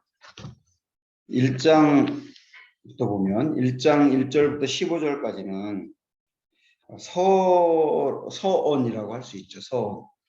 인사도 하고 이렇게 로마서를 쓰게 된 어떤 배경들, 로마에도 좀 복음을 전하고 싶어서 썼다 이런 얘기들, 그런 얘기를 하고, 그 다음에 로마서의 주제가 16절, 17절이에요. 16절, 17절. 다 같이 한번 읽어볼까, 거기는? 시작. 내가 복음을 부끄러워하지 아니하노니 이 복음은 모든 믿는 자에게 구원을 주시는 하나님의 능력이 됨이라. 먼저는 유대인에게요, 그리고 헬라인에게로다. 복음에는 하나님의 의가 나타나서 믿음으로 믿음에 이르게 하나니 기록되는 바 오직 의인은 믿음으로 말미암아 살리라 함과 같으니라. 이 로마서의 중요한 그 키워드, 핵심적인 단어를 뽑으라 그러면 하나님의 의거든요. 하나님의 의. 응? 하나님의 의. 이게 무슨 말이냐면 유대인들 이런 생각을 갖고 있는 거야. 율법, 하나님이 주신 율법을 완벽하게 지키면 의로워진다. 그럼 구원받는다. 그런데 어느 누구도 하나님이 주신 율법을 100% 지킬 사람이 없다. 아무도 의로워질 수 없다. 그래서 아무도 의로워질 수 없다는 말은 아무도 구원받을 수 없다. 그 절망이잖아. 그때 하나님이 아무도 구원받을 수 없는 사람들에게 하나님의 한 의를 주셨다는 거예요. 이전에는 율법을 지켜서 완벽하게 지켰을 때 의인이 되는 길인데 그거가 아니라 다른 의로워지는 길을 주셨다는 거예요. 그 의가 뭐냐면 내가 완벽하게 행위로 완벽한 삶을 살 때 얻는 의가 아니라 불의하고 부족한데 나를 대신해서 예수님이 완전히 죄인이 되고 대신 완벽하게 의로운 예수님의 옷을 내가 입는 이렇게 크로스가 이루어져서 내 죄가 예수님에게로 가고 예수님의 의가 나에게로 오는, 그래서 내가 의로운 행위를 안 했는데도 의로워지는, 이걸 뭐라고 말하냐면 하나님의 의라고 말하는 거예요. 그 하나님의 의를 입어서 구원받는 그 길을 알려주겠다. 이게 로마서라는 거예요. 응? 이해가 돼요? 그게 로마서다. 로마서의 핵심은 하나님의 의. 이게 굉장히 중요합니다.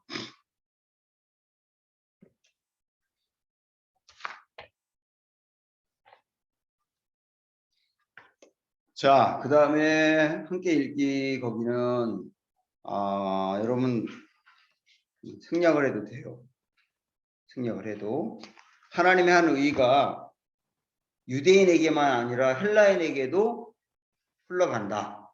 그걸 여러분에게 알려주겠다. 이런 얘기를 하고 있는데 그걸 길게 좀 표현했어요. 우리가 읽지 않아도 되고 이제 로마서 본문으로 가가지고 본문을 하나하나 훑어갈게요.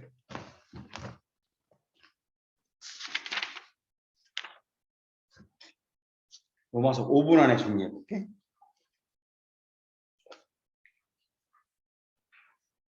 자, 로마서 1장 아까 17절까지 봤죠. 18절부터는 이런 얘기예요. 이방인들은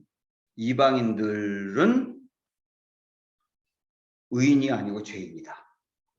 응? 이방인들은 의인이 아니고 죄인이다. 왜? 죄를 졌으니까. 당연한 얘기죠. 이방인들 죄인이다. 그런 얘기를 하고 있어요. 그게 쭉 나와요. 어떤 죄를 졌는지도 쭉 나오고, 그 다음에 2장으로 넘어가면 이방인만 죄인이냐? 유대인도 죄인이다. 이게 2장이야. 유대인도 죄인이다. 유대인들은 율법을 하나님으로부터 받았는데 율법을 지키지 않았다.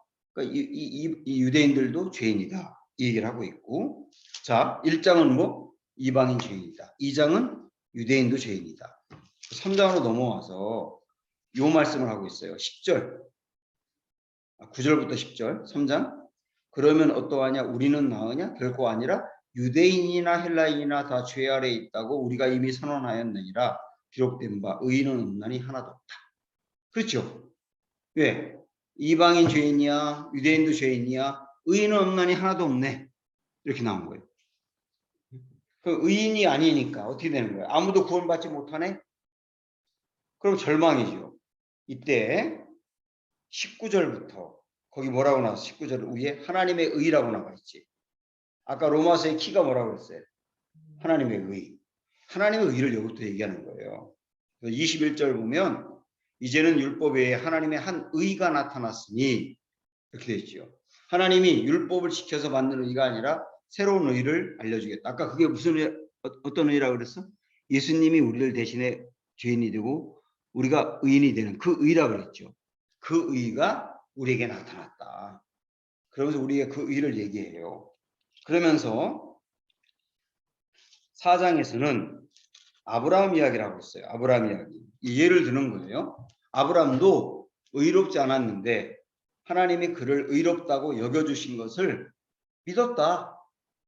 아브라함도 그걸 믿어서 의로워졌다. 그러므로 우리도 의롭지 않은데 하나님이 우리를 의롭다고 의로운 길을 열어주고 의롭다고 우리를 간주해 주니 우리 그걸 받아들이며 믿으면 된다. 라고 하는 걸 4장에서 하고 있어요. 그러면서 5장에서는 하나님이 주신 한 의로 말미암아 구원받은 사람이 누리는 기쁨. 구원받은 사람이 뭐를 누리냐? 5장 1절 끝에 보면 대번 하나님과 화평을 누리자 그랬잖아요. 누리는 걸 이야기하고 있다. 구원받은 사람이 누리는 은혜 이런 걸 얘기해요. 5장 6장으로 넘어가면 자 이런 거야. 그러면 우리가 의로운 행위를 안 했고 하나님이 우리에게 의롭다고 여겨주고 간주해 주니까 그래 좋아. 그러면 뭐 우리가 죄를 져도 하나님 우리에게 은혜 베풀어 주었으니까 뭐 죄를 져도 상관없겠네. 이렇게 이제 얘기할 수 있죠. 응? 죄를 져도 상관없겠네. 그거에 대해서 바울이 하는 말이 뭐냐면 절대 그럴 수 없다. 왜냐하면 구원을 받았다고 하는 것은 이제 죄의 종이 아니고 하나님의 종이 된 거다. 그래서 하나님이 우리를 끄는 대로 끌려간다. 하나님 우리를 죄를 짓지 않고 의롭게 살도록 끌고 가신다. 그래서 우리는 막 죄를 지을 수가 없다. 이 얘기를 6장에서 하고 있는 거예요. 지금 정리되니? 네. 응? 정리 안 되면 나중에 다시 한번 들어봐봐. 이거 더 구체적으로 설명하기가 어려워서 그래. 7장에서는 근데 바울이 이러는 거야. 그래. 그런데 알았어. 우리가 하나님의 종이기 때문에 의롭게 산다고 했는데 실제 죄를 짓잖아. 그러니까 구원받은 거 맞는데 근데 구원받은 거 분명한데 근데 실제 나는 죄를 짓는단 말이야. 고민이 되는 거예요. 이게 뭐냐 이거. 그래서 막 고민을 오라 나는 공고한 사람이다. 이 말은 뭐냐면 정말 미치겠다.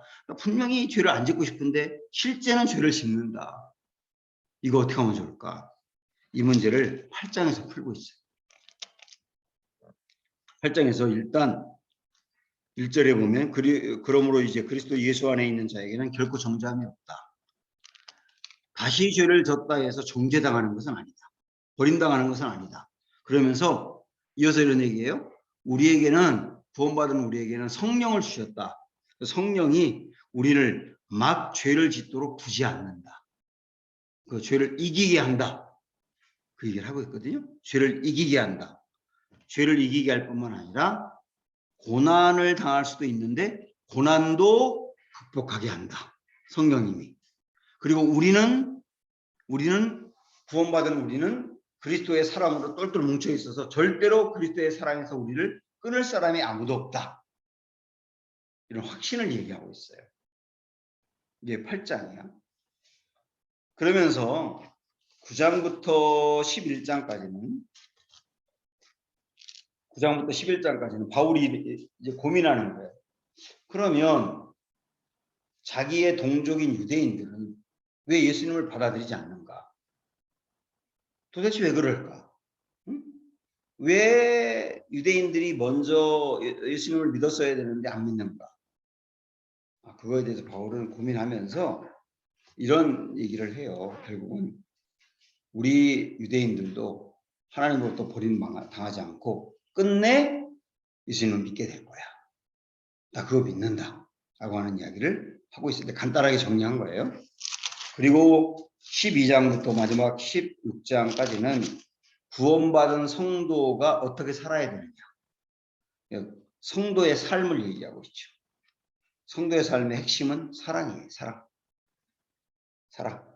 그것을 쭉 강조하고 있고, 사랑 외에도 성도가 어떻게 살아야 되는지 구체적으로 정리를 해준 게 마지막 얘기예요. 여기까지가 로마서. 로마서는 구원받는 길과 구원받은 성도가 어떻게 살아야 되는지 삶까지 얘기하고 있다. 이렇게 정리할 수 있어요. 이 중요한 로마서를 너무 간단하게 정리해서 미안하긴 하지만 이제는 여러분 읽어보면서 정리해야 돼요. 잠깐만 쉬었다가 우리 3번 들어가죠.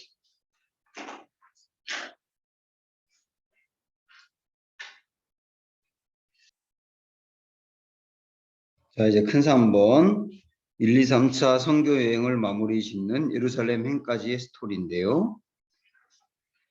읽어봐 거기. 이제 로마서를 지나갑니다. 그러면 그 다음 성경 스토리는 무엇일까요? 사도행전으로 돌아가야 한답니다. 사도행전 20장 1절부터 3절, 에베소 목회를 마무리 지을 때 에베소를 떠나 마게도냐를 거쳐 그리스에 이르렀다는 부분 기억나시죠? 그곳으로 다시 돌아와야 합니다. 우리가 11권을 지나는 동안 사도행전으로 치면 아직도 20장 1절에서 3절을 벗어나지 못하고 있었네요. 달 동안 고린도에 머무르면서 로마서를 썼다는 기록이 바로 이 기록이기 때문입니다. 자, 예, 읽어봐. 이제는 드디어 사도행전 20장 3절을 지날 때가 되었습니다. 그 다음 목적지는 예루살렘입니다. 이젠 아시겠죠? 여행 계획도 생각나시고 성경 거두문을 전달하는 일이 아직 남은 건 아시죠? 자, 이제 우리도 예루살렘을 향하는 여행길을 접촉합시다. 예루살렘에 가서 바울이 결국은 체포되지만 말입니다. 자, 이제 고린도에서 3개월 지난 다음에 이제 되돌아가는 과정을 지금부터 볼 거예요. 전도 여행은 끝나고 돌아만 가면 돼 이제. 어디로? 예루살렘. 왜? 헌금 가지고 가야 되기 때문에.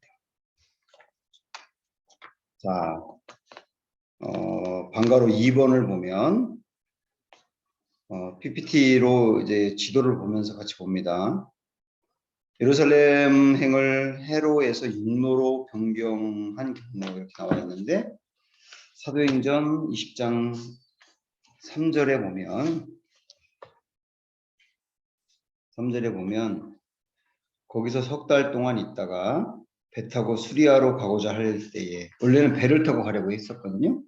그런데 그때에 유대인들이 자기를 해하려고 공모함으로 배를 타고 가다 보면 어딘가에서 피납될 것 같아. 그러니까 육로로 가기로 결정했다는 얘기예요. 바울을 죽이려고 하는 사람이 도처에 깔려 있었던 거예요. 자, 여기 그래서 고린도에서 출발해서 돌아갑니다. 이제 해로로 가지 않고 육로로 이렇게 가게 되죠. 자, 4절 보면 아시아까지 함께 가는 자는 베레아 사람 이렇게 나와 있는데 여기 사람 이름이 여러 명 나와 있거든요. 이 사람들은 다 누구냐면 지역마다 헌금을 모은 사람들. 헌금을 모은 책임자들. 그 사람들과 함께 지금 같이 출발하고 있다 그 얘기예요. 그리고 지역마다 여기 보면 여기 지역 있죠. 이런 지역에서 다 한 사람 한 사람 합류가 되는 거예요. 이제. 응? 그 헌금을 모은 책임자들이. 그런 얘기가 쭉 나와 있고 그래서 어디로 가느냐면 5절 보면 그들은 먼저 가서 드로아에서 우리를 기다리더라. 드로아가 이 헌금 모은 사람들이 모이는 직결지였네요. 여기서 다 함께 집결하기로 한 거예요. 얘기. 그래서 6절에 우리는 무교절 후에 빌립보에서 배를 떠나 여기 보면 다시 출발해서 빌립보에서 배를 떠나 어디로 갔다가 나와요? 닷새만에 드로아에 있는 그들에게 가서 이레를 먹느니라. 이번에 나 9월달에 여기 성지순례 간다 그랬지. 드로아에서 빌립보 갈 거거든. 여기 이렇게 갈 거예요, 우리도. 내년인가요? 올 9월. 요 코스를, 거의 요 코스를 가는 거예요, 지금. 아, 요거를 갔다 와서 내가 여러분한테 그냥 얘기했어야 되는데. 자, 들어와 갔어요. 그 다음에 7절부터 보면 아까 얘기했지. 아까 들어와 원래 복음의 문이 활짝 열렸는데 지나갔다 그랬지. 힘들어서 여기서 일주일 동안 있어요. 그래서 7절부터 쭉 보면 막 바울이 일주일 동안 있으면서 밤새 막 복음을 전해. 막 잠도 안 자고 전해요. 막 그러다가 수많은 사람들이 은혜를 받다가 9절에 보면 유두고라 하는 사람이 이 청년인데 창문에 걸터 앉아서 말씀 듣다가 졸다가 떨어져 죽었어요. 응? 이 사람이. 근데 그 다음에 이 사람을 다시 살리는 이야기도 나와요. 어쨌든 그러면서 일주일을 드로아에서 전도한 거예요. 그리고 13절부터 자, 여기 읽어보면서 지도 보고 읽어보면 지도 볼게요. 우리는 앞서 배를 타고 아소에서 아소에서 바울을 태우려고 그리로 가니 이는 바울이 걸어서 가고자 하여 그렇게 정하여 준 것이라. 바울이 아소에서 우리를 만나니 우리가 배에 태우고 어디로 갔다고 하냐면 미둘레네로 가서 거기서 떠나 이튿날 기요 앞에 오고 그 이튿날 사모에 들르고 그 다음날 밀레도에 왔다고 나왔어요. 보세요. 자, 드로아, 아소, 미둘레네 뭐 그 다음에 한 두 군데는 생략하고 여기까지 온 거예요. 이게 밀레도. 여기까지 온 거야. 그지? 밀레도. 밀레도에서 바울이 이제 빨리 헌금을 예루살렘으로 전해주기 위해서 에베소로 들르지 않았어요. 에베소는 바울이 꼭 가고 싶었어. 3년이나 있었던 곳이니까. 그런데 들리지 않는 대신에 밀레도로 에베소 교회의 지도자들을 오라고 했어요. 에베소 교회 지도자들하고 바울이 밀레도에서 마지막으로 만났어요. 그리고 그때 바울이 에베소의 지도자들에게 한 이야기가 17절부터 나오는 거예요. 길게 17절부터 쭉 38절까지 그 얘기 나와요. 그러니까 여기 그 17절 위에 보면 여러분 성경에 뭐라고 되어 있냐면 에베소 장로들에게 고별 설교를 하다 이렇게 나와 있죠. 예. 이해가 되죠? 네. 이런 얘기를 쭉 하는데 그 내용은 여러분 읽어보면 금방 알 수 있습니다. 자, 그렇게 해서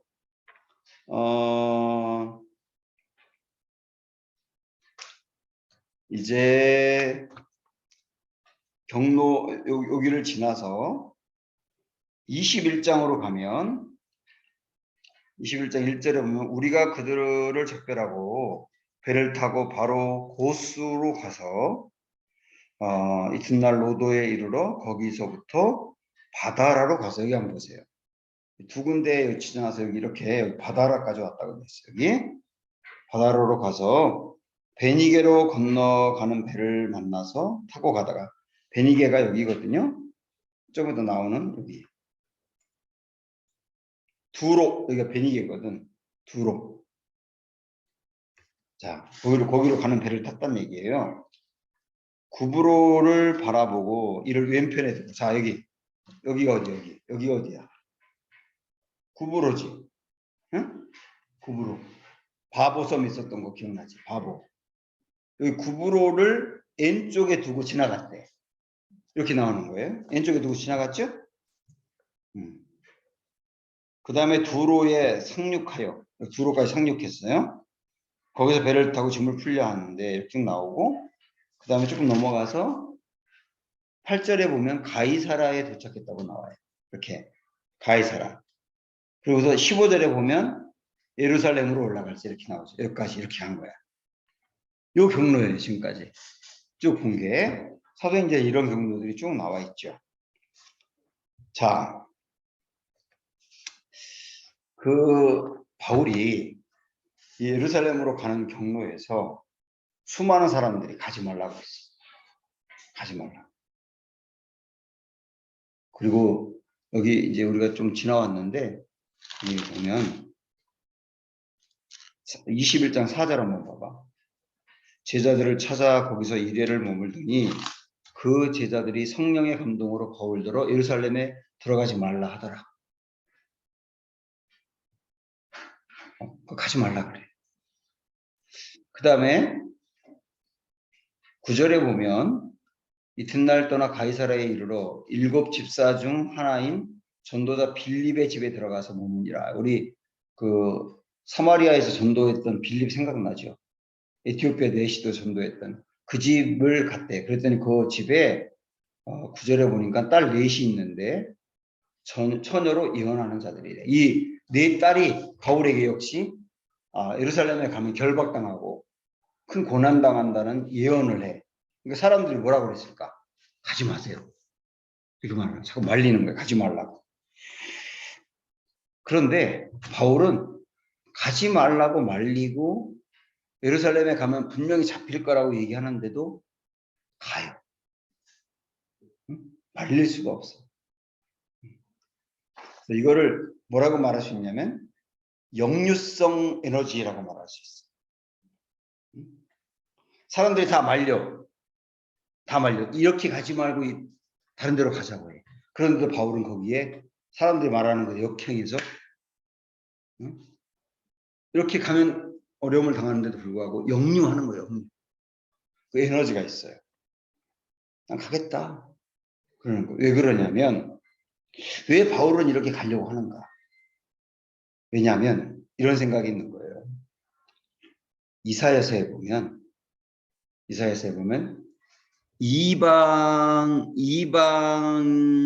이방인들이 예루살렘으로 몰려오는 날이 올 거다.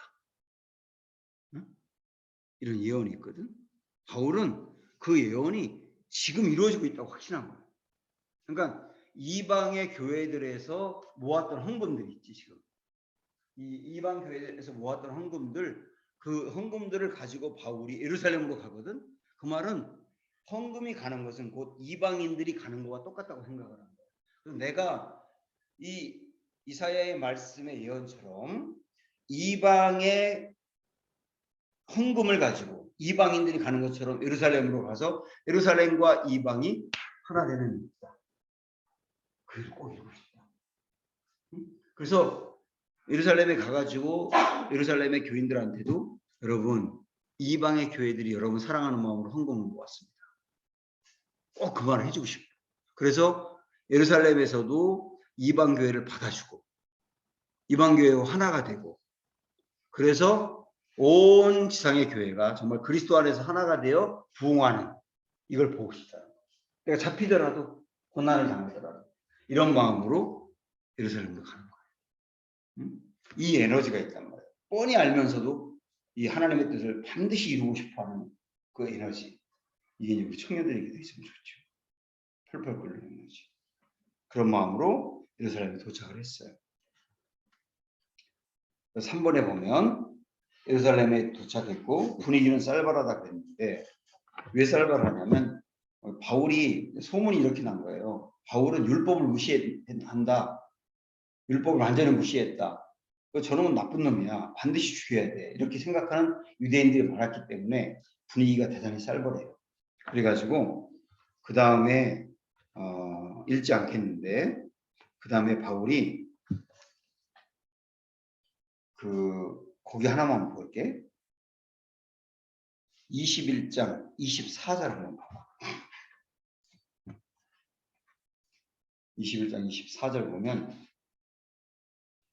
그들을 데리고 함께 결례를 행하고 그들을 위하여 비용을 내어 머리를 깎게 하라. 이렇게 나와요. 이게 무슨 말인지 이것만 보면 모르는데 바울이 이런 거야. 자, 나봐봐. 바울이 이방 지역에 있던 자기가 전도하고 자기의 제자같이 있는 사람들을 데리고 왔거든. 예루살렘으로. 그리고 그 사람들을 머리를 깎게 했대. 그리고 결례를 행하게 했대. 이게 무슨 말이냐면 유대인들이 지키는 정결 예식이라고 있지. 뭐 손 닦는 것도 있고 뭐 이렇게 온몸을 깨끗하게 하는 예식. 율법이거든요. 바울은 그런 거 이방 지역에서는 안 지켜도 된다 그랬어. 그런데 여기 와서는 그걸 하라는 거야. 머리를 깎는 것도 정결 예식에 맞게 머리를 깎았다는 거예요. 근데 그렇게 바울이 하라고 시킨 거야. 이방에서 온 사람들을. 이방 지역에서는 그거 안 하더니만 여기서는 왜 그걸 하라고 했을까? 우리가. 응? 응, 유대인들을 공격할 것 같으니까. 이게 굉장히 중요한 얘기예요. 바울은 정결례식 이거 안 지켜도 된다고 생각을 했어. 그런데 유대인들은 이걸 엄청 중요하게 생각해. 근데 그 유대인들을 만나야 돼. 그러니까 유대인들 앞에서는 유대인인 것처럼 정결례식을 지키는 거예요. 이유는 그 사람들을 한 명이라도 얻으려고. 그 사람들을 한 명이라도 구원해내려고. 왜냐하면 딱 만났는데 정결례식을 안 지켰어. 그럼 유대인들이 바울을 보자마자 마음의 문이 닫힐 거 아니에요. 바울도 정결례식 지켰네? 그럼 마음의 문이 좀 열릴 거 아니에요. 그들에게 복음을 전하고 싶었어. 그 다음에 자기가 아까 얘기한 것처럼 예루살렘에 와가지고 이방 교회와 예루살렘 교회를 하나가 되게 하고 싶어. 그런데 정결례식을 이방인들도 시켰다는 것을 예루살렘 교회인들이 보면 좀 마음을 열 것 같으니까 그렇게 한 거예요. 그래서 나는 여기서 무엇을 깨닫느냐면 바울은 어떤 때는 굉장히 자유롭게 안 지켜도 괜찮아요. 형식을 떠나서 자유롭게. 근데 어떤 때는 철저히 형식을 또 지켜요. 형식을 지키는 게 복음을 위해서 낫다고 생각하면 지키는 거예요. 형식을 파괴하고 자유로운 게 복음을 위해서 낫다 그러면 자유롭고. 그러니까 형식이나 자유로움에 얽매이지 않고 항상 초점은 이게 복음을 위해서 나은 건가? 저 영혼을 구원해내기 위해서 이게 좋은 건가? 그렇게 판단했다는 거예요. 참 이게 바울의 마음 생각하면 참 귀한데 어떤 때는 유연하게 어떤 때는 엄격하게 두 얼굴을 가진 사람이잖아요. 이게 우리의 삶에서도 중요하지 않을까 싶어요. 그 사람을 청년들도 이 청년을 더 세울 수 있다면 어떤 때는 굉장히 보수적으로 이 청년이 보수적인 걸 굉장히 중요하게 여긴다 그러면 근데 보수적인 것처럼 이 청년이 좀 진보적이라면 진보적인 것처럼 그렇게 유연하게 하는 게 오히려 자유로운 거다. 어떻게 생각하세요? 형식이 중요한 게 아니라 그 영혼을 건지는 게 중요하다. 초점을 거기에 뒀다는 거죠. 참 은혜가 되더라고 많이 이 대목이. 자 여기까지 우리가 봤고 4번 봅시다. 로마 감옥에 이제 갇히게 돼요. 여기 이제 간단하게 봐도 돼요. 바울은 최대한 유대인들에게 호의를 주면서 그들과 하나가 되고 싶었는데 바울의 생각과는 달리 유대인 중에는 바울을 죽이려고 작정한 사람들이 엄청 많았대요. 결국은 그 사람들이 고발하고 해가지고 바울이 잡혀요. 그래서 여기는 그냥 간단하게 볼게. 내가 그냥 큰 테두리만 얘기할 테니까. 그래서 바울이 그냥 날 봐요 잠깐.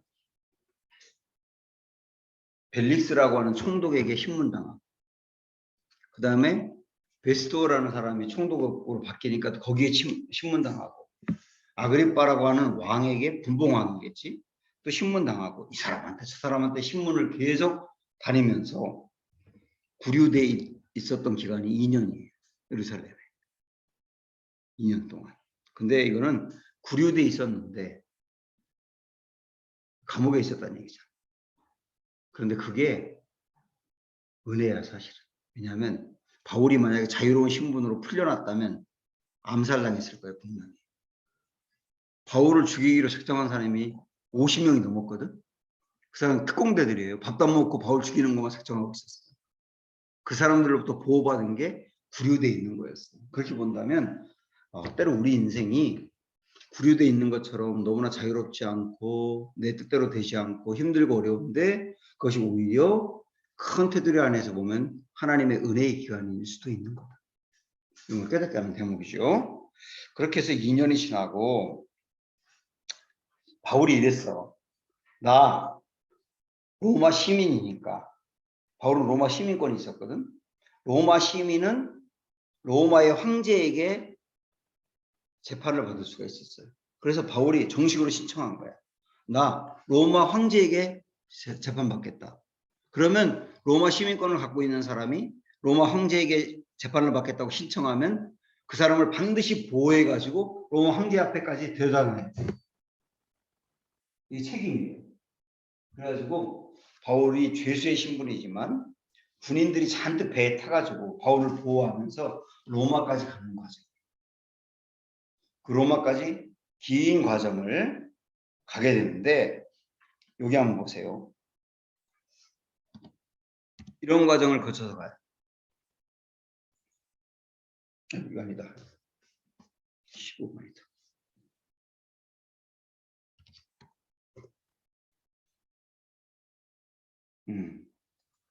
여기서 출발해가지고 배를 타고 이렇게 거쳐서 여기서 가다가 여기 엄청난 태풍으로 죽을 고생하고 그러다가 결국 이렇게 거쳐서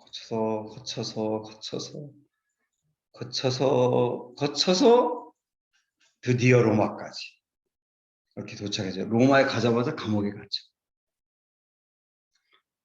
여기에 가는 경로. 이게 사도행전에 쭉 길게 이런 내용들이 나오는데 이건 여러분 이해하는데 하나도 어렵지 않아서 그냥 쭉 지나갔어요.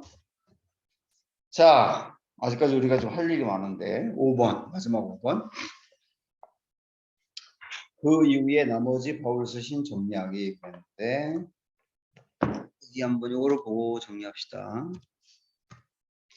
자, 잘 보세요. 최종 정리야 이거. 자, 2차 전도 여행 때 고린도에서 데살로니가 교인들이 신앙생활 잘하고 있다. 그 이야기를 듣고 그 이야기를 듣고 기쁜 마음으로 쓴 편지가 우리 얘기해.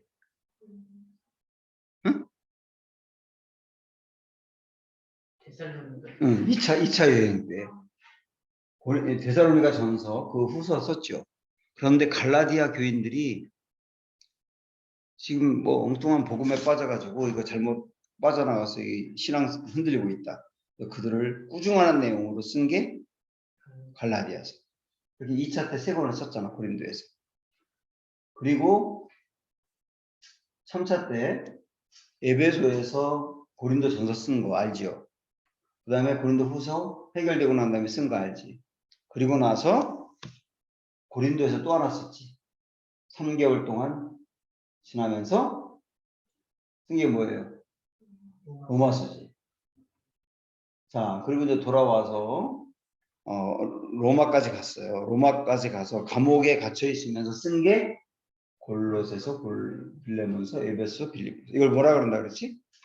옥중 서신. 그리고 여기 에베소에서 목회하고 있는 디모데에게 편지를 보내. 이걸 먼저 봐. 다시 여기 골로새의 골로새서와 빌레몬서를 로마 감옥에서 보냈어요.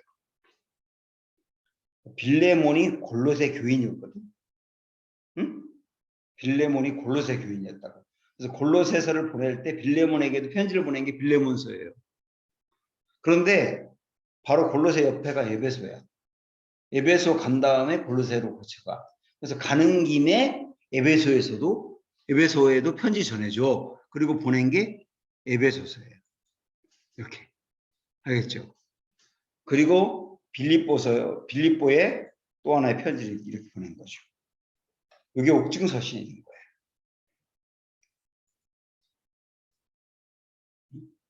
이렇게. 자, 목회사 좀 있다가 옥중서신 하고 난 다음에 이거 알겠지? 이거 알았으니까 우리 옥중서신 4권 정리라고 되어 있는데 거기 다 같이 함께 읽어봅시다. 읽어보세요. 누구 차례지?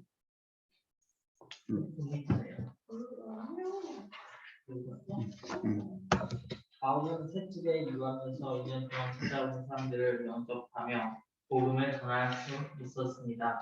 아직 이겨할 수 있으면서 그의 소원대로 로마에서 복음을 전하게 되었죠. 서부트로 가고 싶었던 로마를 이런 방법으로 오게 된 것이 특별합니다. 전천후 적응력, 복음을 깨달은 사람이 누리는 자유에서 오는 힘인 것 같습니다. 이렇게 감옥에 있는 동안 노예였다가 도망 나온 오네시모를 만나게 됩니다. 그런데 마침 오네시모의 주인 빌레몬은 바울이 아닌 사람인 거예요. 그래서 그를 용서해주고 받아들여 달라는 편지를 쓰면서 옥중서신이 시작된답니다. 빌레몬에게 편지 쓰면서 그가 다니던 교회 골로새에 한 통 더 보낸 골로새서 또 그리로 가는 길에 있는 에베소 교회에도 한 통 보낸 것으로 보입니다. 두기고가 동행합니다. 두기고라는 사람이 주로 가져갔어요. 편지를. 바울이 쓴 편지를. 빌레몬서는 달랑 1장밖에 안 되거든. 오네시모라고 하는 그 종이 빌레몬의 종이었는데 도망쳐서 로마로 왔다가 바울을 만나게 돼. 그리고 바울의 전도를 받아가지고 신실한 그리스도인이 됐는데 그 오네시모를 원래 주인인 빌레몬에게 이렇게 돌려보내면서 빌레몬에게 이 사람 잘 받아줘라, 응? 용서해줘라 라고 한 내용이 빌레몬서예요. 아주 간단해요. 자, 그 다음에 골로새서는 아까 얘기한 빌레몬이 가는 길에 두기고에게 함께 보내면서 빌레몬이 다니는 골로새 교회에 이 편지 전해줘라 라고 해서 전해준 게 골로새서예요.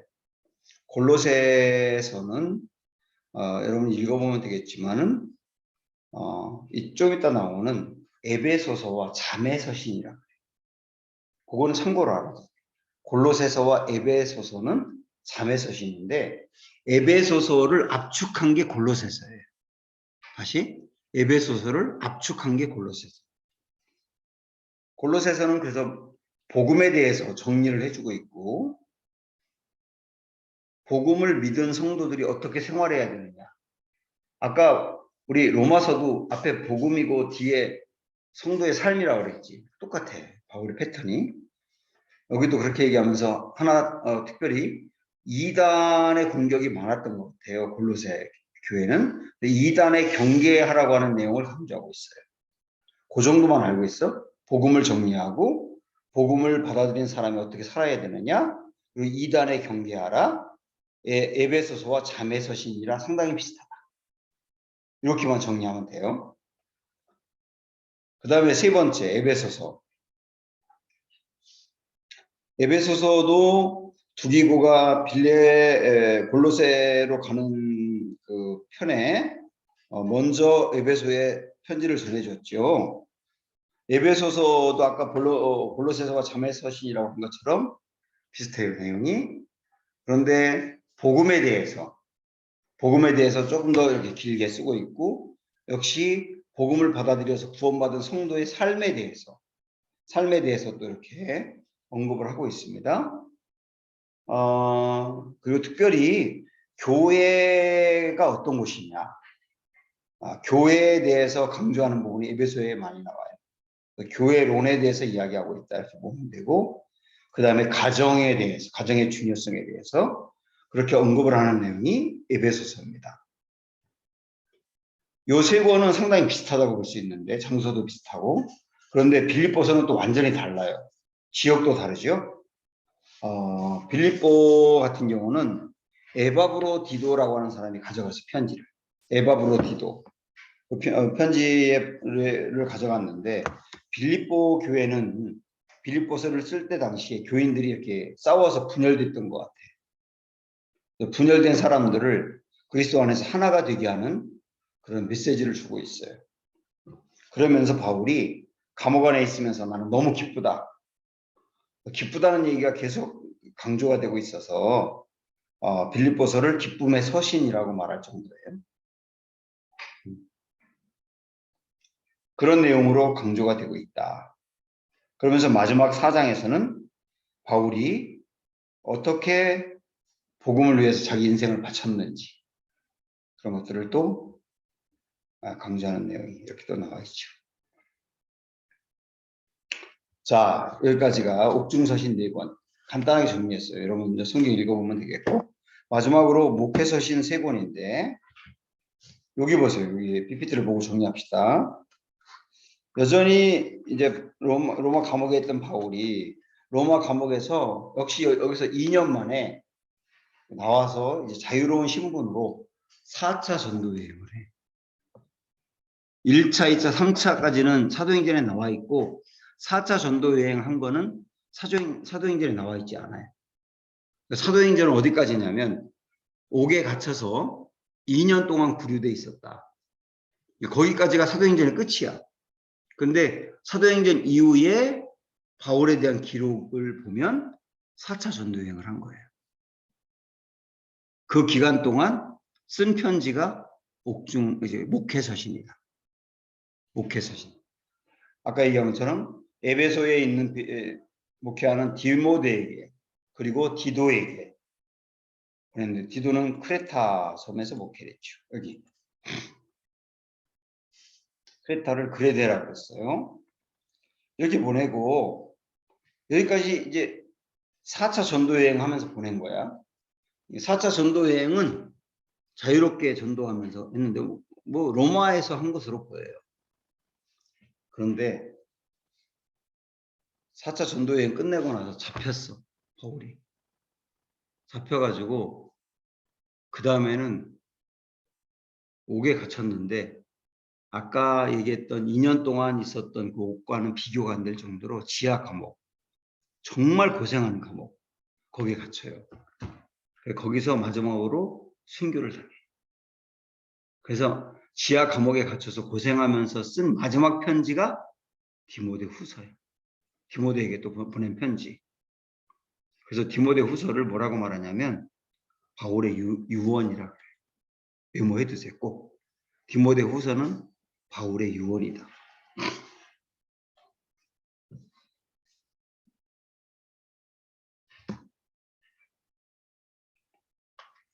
자, 이렇게 가는 것까지 보고 이어서 여기로 정리했어요. 이건 설명 안 해도 되겠지. 이제 4차 때 디모데 전서와 디도서 그리고 다시 감옥에 투옥됐을 때 디모데 후서 이렇게 했다. 이거로 정리하면 되겠지. 자, 거기 다 함께 읽어봅시다는 지나가세요. 내가 얘기를 했기 때문에 설명 안 해도 되고 예. 디모데 전서를 간단하게 정리하면 디모데 전서는 디모데에게 보낸 편지거든. 내가 여러분 그때 얘기했던 거 기억나죠? 바울 서신은 편지를 받는 사람의 이름이 성경 이름이다. 응? 편지를 받는 교회나 사람의 이름이 성경 이름이다. 그지? 그러니까 지금의 디모데 전서도 디모데가 받은 거지. 디모데가 에베소에서 목회를 하고 있었어요. 그에게 목회자로서 어떻게 목회를 할 것인지를 가르쳐줘요. 나 같은 목회자에게 이런 사람들을 임원으로 세워라. 목회자는 이런 성품을 가지고 목회해야 한다. 목회에 대한 구체적인 내용을 디모데가 바울이 디모데의 멘토였잖아요. 멘토링을 하는 거예요. 일종의. 목회자가 목회자에게. 나도 내 그 선배 목사님 중에 멘토 같은 목사님이 있거든. 나에게 목회에 대해서 알려주는 거야. 구체적으로. 나는 어떤 어려움들이 있을 때 그 목사님한테 물어보면서 이때는 목사님 어떻게 해야 돼요? 그러면 이렇게 해봐라고 알려줘. 그게 멘토링이잖아. 일종의 그 멘토링한 게 디모데 전서다. 알겠지? 그런 얘기 쭉 나와 있어요. 그리고 디도서 같은 경우는 디도가 크레타, 그레데라고 소개하고 있는데 크레타에서 목회를 하고 있었어. 그러니까 디도도 아까 고린도 교회 편지를 가져간 사람이 디도였잖아. 응? 그 디도도 바울과 상당히 가까운 관계인데 디모데 같이 디도도 바울의 영적인 아들 같아요. 디모데도 아들 같고 디도도 아들 같아. 아들 같은 사람들에게 또 편지를 보내서 목회 잘하게 하는 거야. 이번엔 디도에게 보낸 게 디도서라고. 디도서 같은 경우는 그리스도인의 순결에 대해서 강조를 많이 해요. 순결, 거룩한 삶 이런 걸 강조를 많이 합니다. 그 정도만 알고 있어요. 그리스도인의 순결과 거룩한 삶에 대해서 강조하고 있다. 물론 목회에 대해서도 강조해요. 자, 마지막 디모데 후서. 디모데 후서는 바울의 뭐와 같다? 유언. 유서와 같다. 유서와 같다. 여기 상당히 비장한 게 나와 있고, 그래서 목회 서신이긴 하지만 사실 목회에 대한 얘기는 많이 안 해. 디모데 전서에서 이미 했잖아, 그지? 디모데 후서에서는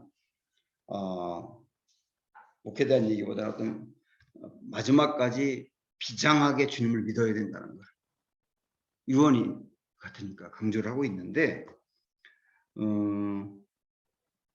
특별히 4장 같은 데 보면은 우리 4장만 한번 볼게요. 디모데 후서 4장. 신약성경 345.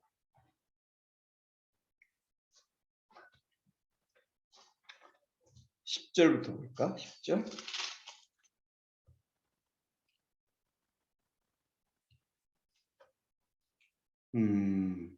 6절부터 봅시다. 전제와 같이 내가 벌써 부어지고 나의 떠날 시각이 가까웠다. 이렇게 말하죠. 바울도 아는 거예요. 내 죽을 날이 가까웠구나. 내 인생 전제와 같이 부었다 그랬는데, 전제는 제사를 드릴 때 포도주나 피를 이렇게 부어서 드리는 제사였는데, 특징은 한 방울도 남김없이 다 부었어요. 바울이 전제와 같이 내 인생 부어드렸다는 말은 뭘까? 내 인생 이제 떠날 날이 가까웠는데 내 인생을 그냥 한 방울 남김없이 주님 앞에 다 쏟았다. 그러는 거예요. 그러면서 10절 보면 데마는 이 세상을 사랑하여 나를 버리고 데살로니가로 갔고, 그레스게는 갈라디아로, 디도는 달마디아로 갔고, 누가만 나와 함께 있느니라. 같이 있던 제자들이 다 흩어졌고, 감옥 안에 누가와 함께 있다는 거예요. 누가와. 그래서 지금 마음이 외로워. 같이 있던 동역자들과 제자들이 다 떠났기 때문에 외로워. 그리고 13절에 보면 네가 올 때에 내가 여기 그냥 지나가고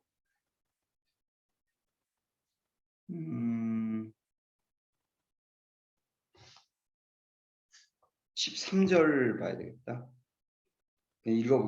봐야 되겠네. 네가 올 때에 내가 들어와 가보의 집에 둔 겉옷을 가지고 오고 했어요. 겉옷을 가지고 오라는 말은 감옥이 너무 춥다는 거야. 옷 좀 가져와라고 이렇게 말을 해요. 그러니까 바울이 지금 마지막에 마음도 춥고 몸도 많이 추워요. 바울이 이제 마지막 돌아가시기 전에 연세도 많고 그러니까 굉장히 고생하고 있는 장면이 이렇게 나와 있죠.